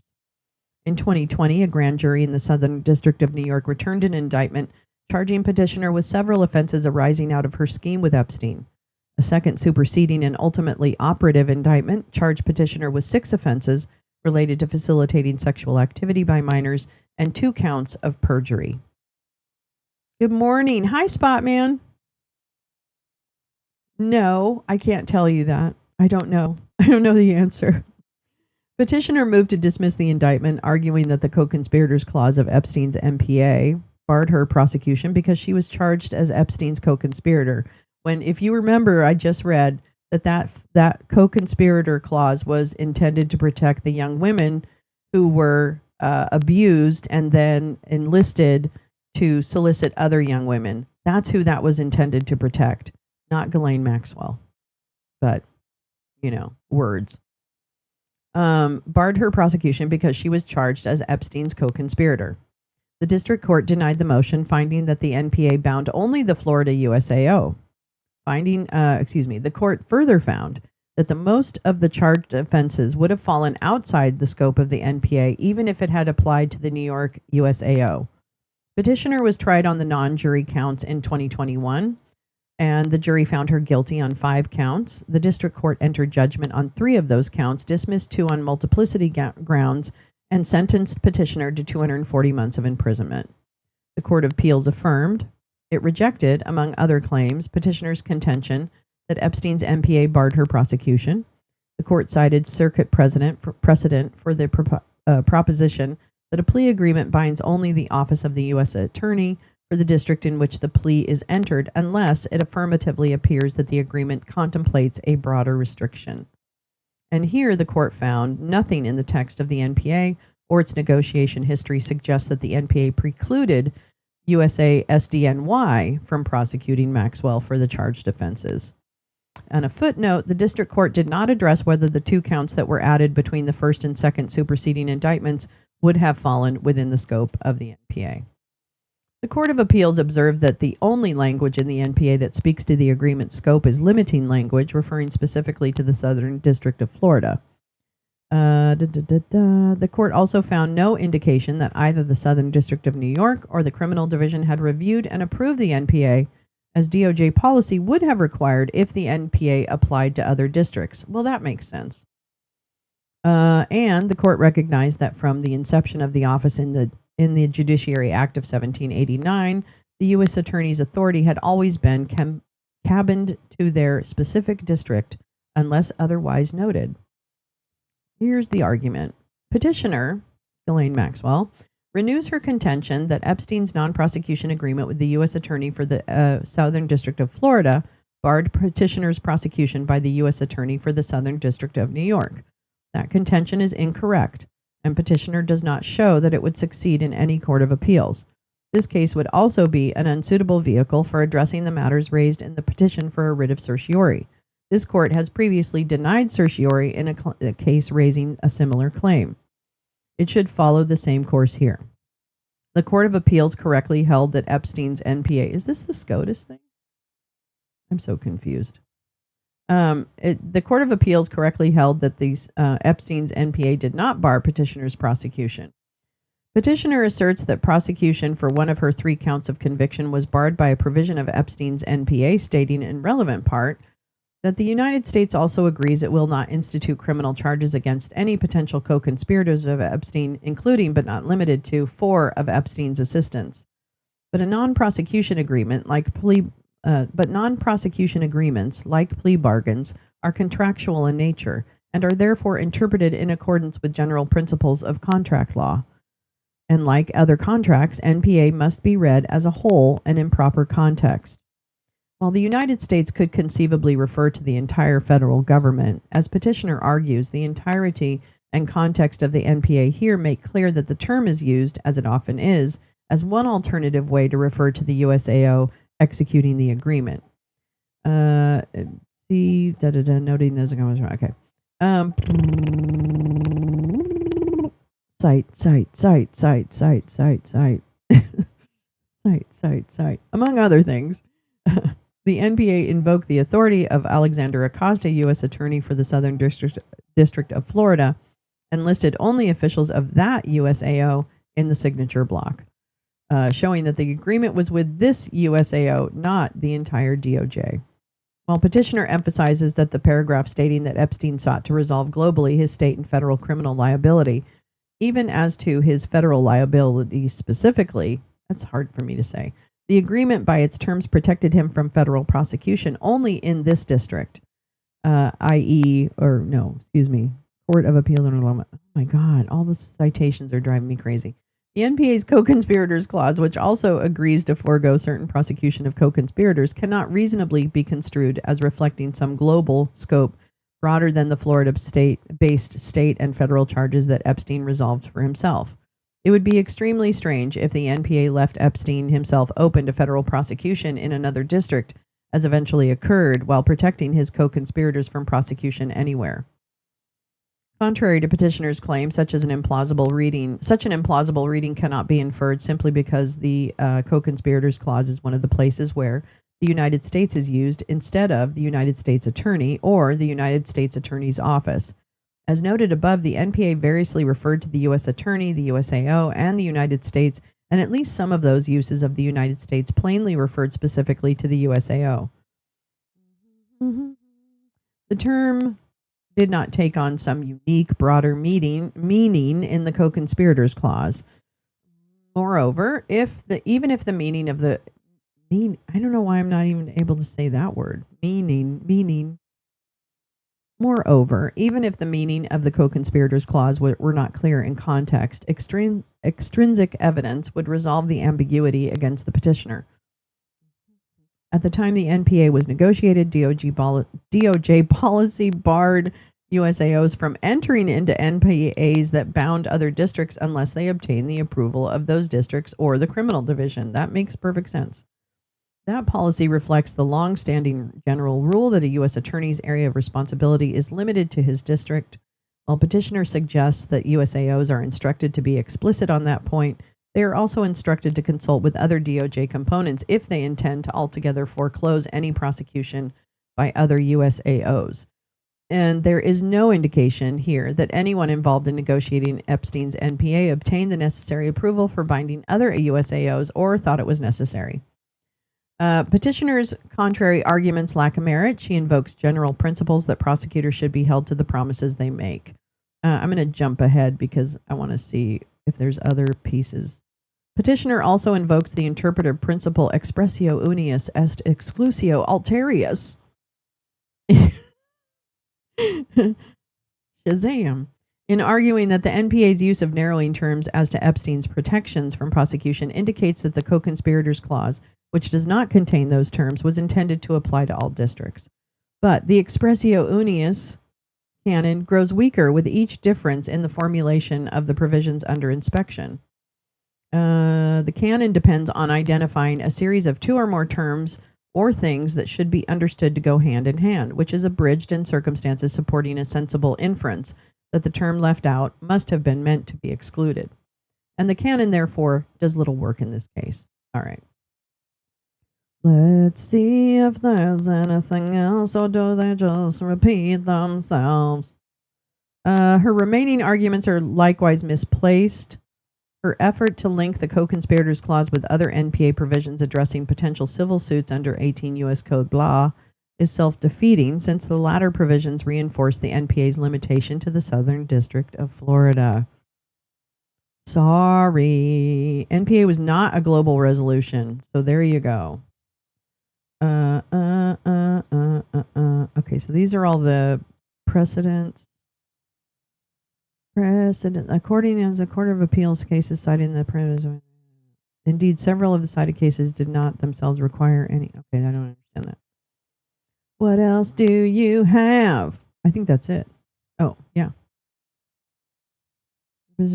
Should be denied. Oh, so this is the DOJ's thing, right? Okay, I'm so sorry that I don't even know that.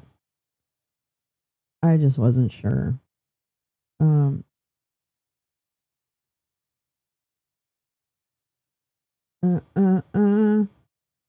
On petition for a writ of certiorari to the United States Appeals. Oh, okay. Brief for the United States in opposition. Okay, so this is the DOJ's response. Okay, we're waiting for the. I thought we were waiting for SCOTUS, but then I got scared that this was some kind of SCOTUS thing. But no, it's just John Sauer trying to be flexy. Asshole. Well, interesting. So we'll have to wait to see what happens there. Oh my gosh. How about when Trump took over Epstein's jet? Yeah, what happened there? I don't even understand. But I love them fighting over it. I think that's really great. Let me take this off. I think I've got a cat on there. Oh, kind of. Boy, those cats are sacked out. Those cats are sacked out. Oh my God. I wish you could see Gus like top down because he's laying on his back and his feet are up. Do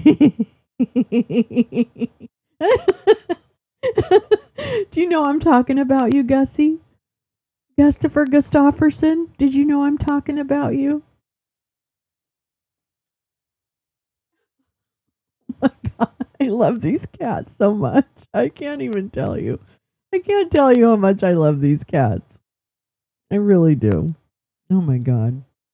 All right. Well, I think that's enough for me today. It's almost 3.5 hours. I've taken enough of your morning. But I do want to say I'll be back tonight on Discord because we're going to watch a movie. God damn it.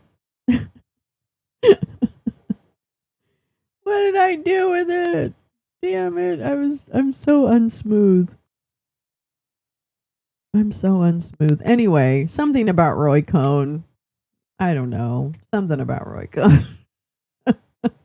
So that'll be tonight at 6 p.m. Yeah, it's about Roy Cohn. That I know. I just can't remember the name of it. It's like Get Me Roy Cohn or Find Me Roy Cohn or Where's My Roy Cohn or, Shove It Roy Cohn. I don't know. Kitty's like, this is the best I can do in the belly exposure department. It's pretty good. He's like, I'm not waking up, lady. Where's my Roy Cohn? That's it. Thank you, Neil. Jesus. So we're going to watch that tonight in Discord, and I invite you all to that. Check my socials later on today for those invites. That'll be there. You can click the link and mute your mic. And yeah, have a really great Tuesday. Oh my God, it's Tuesday. Bring me the head of Roy Cohn.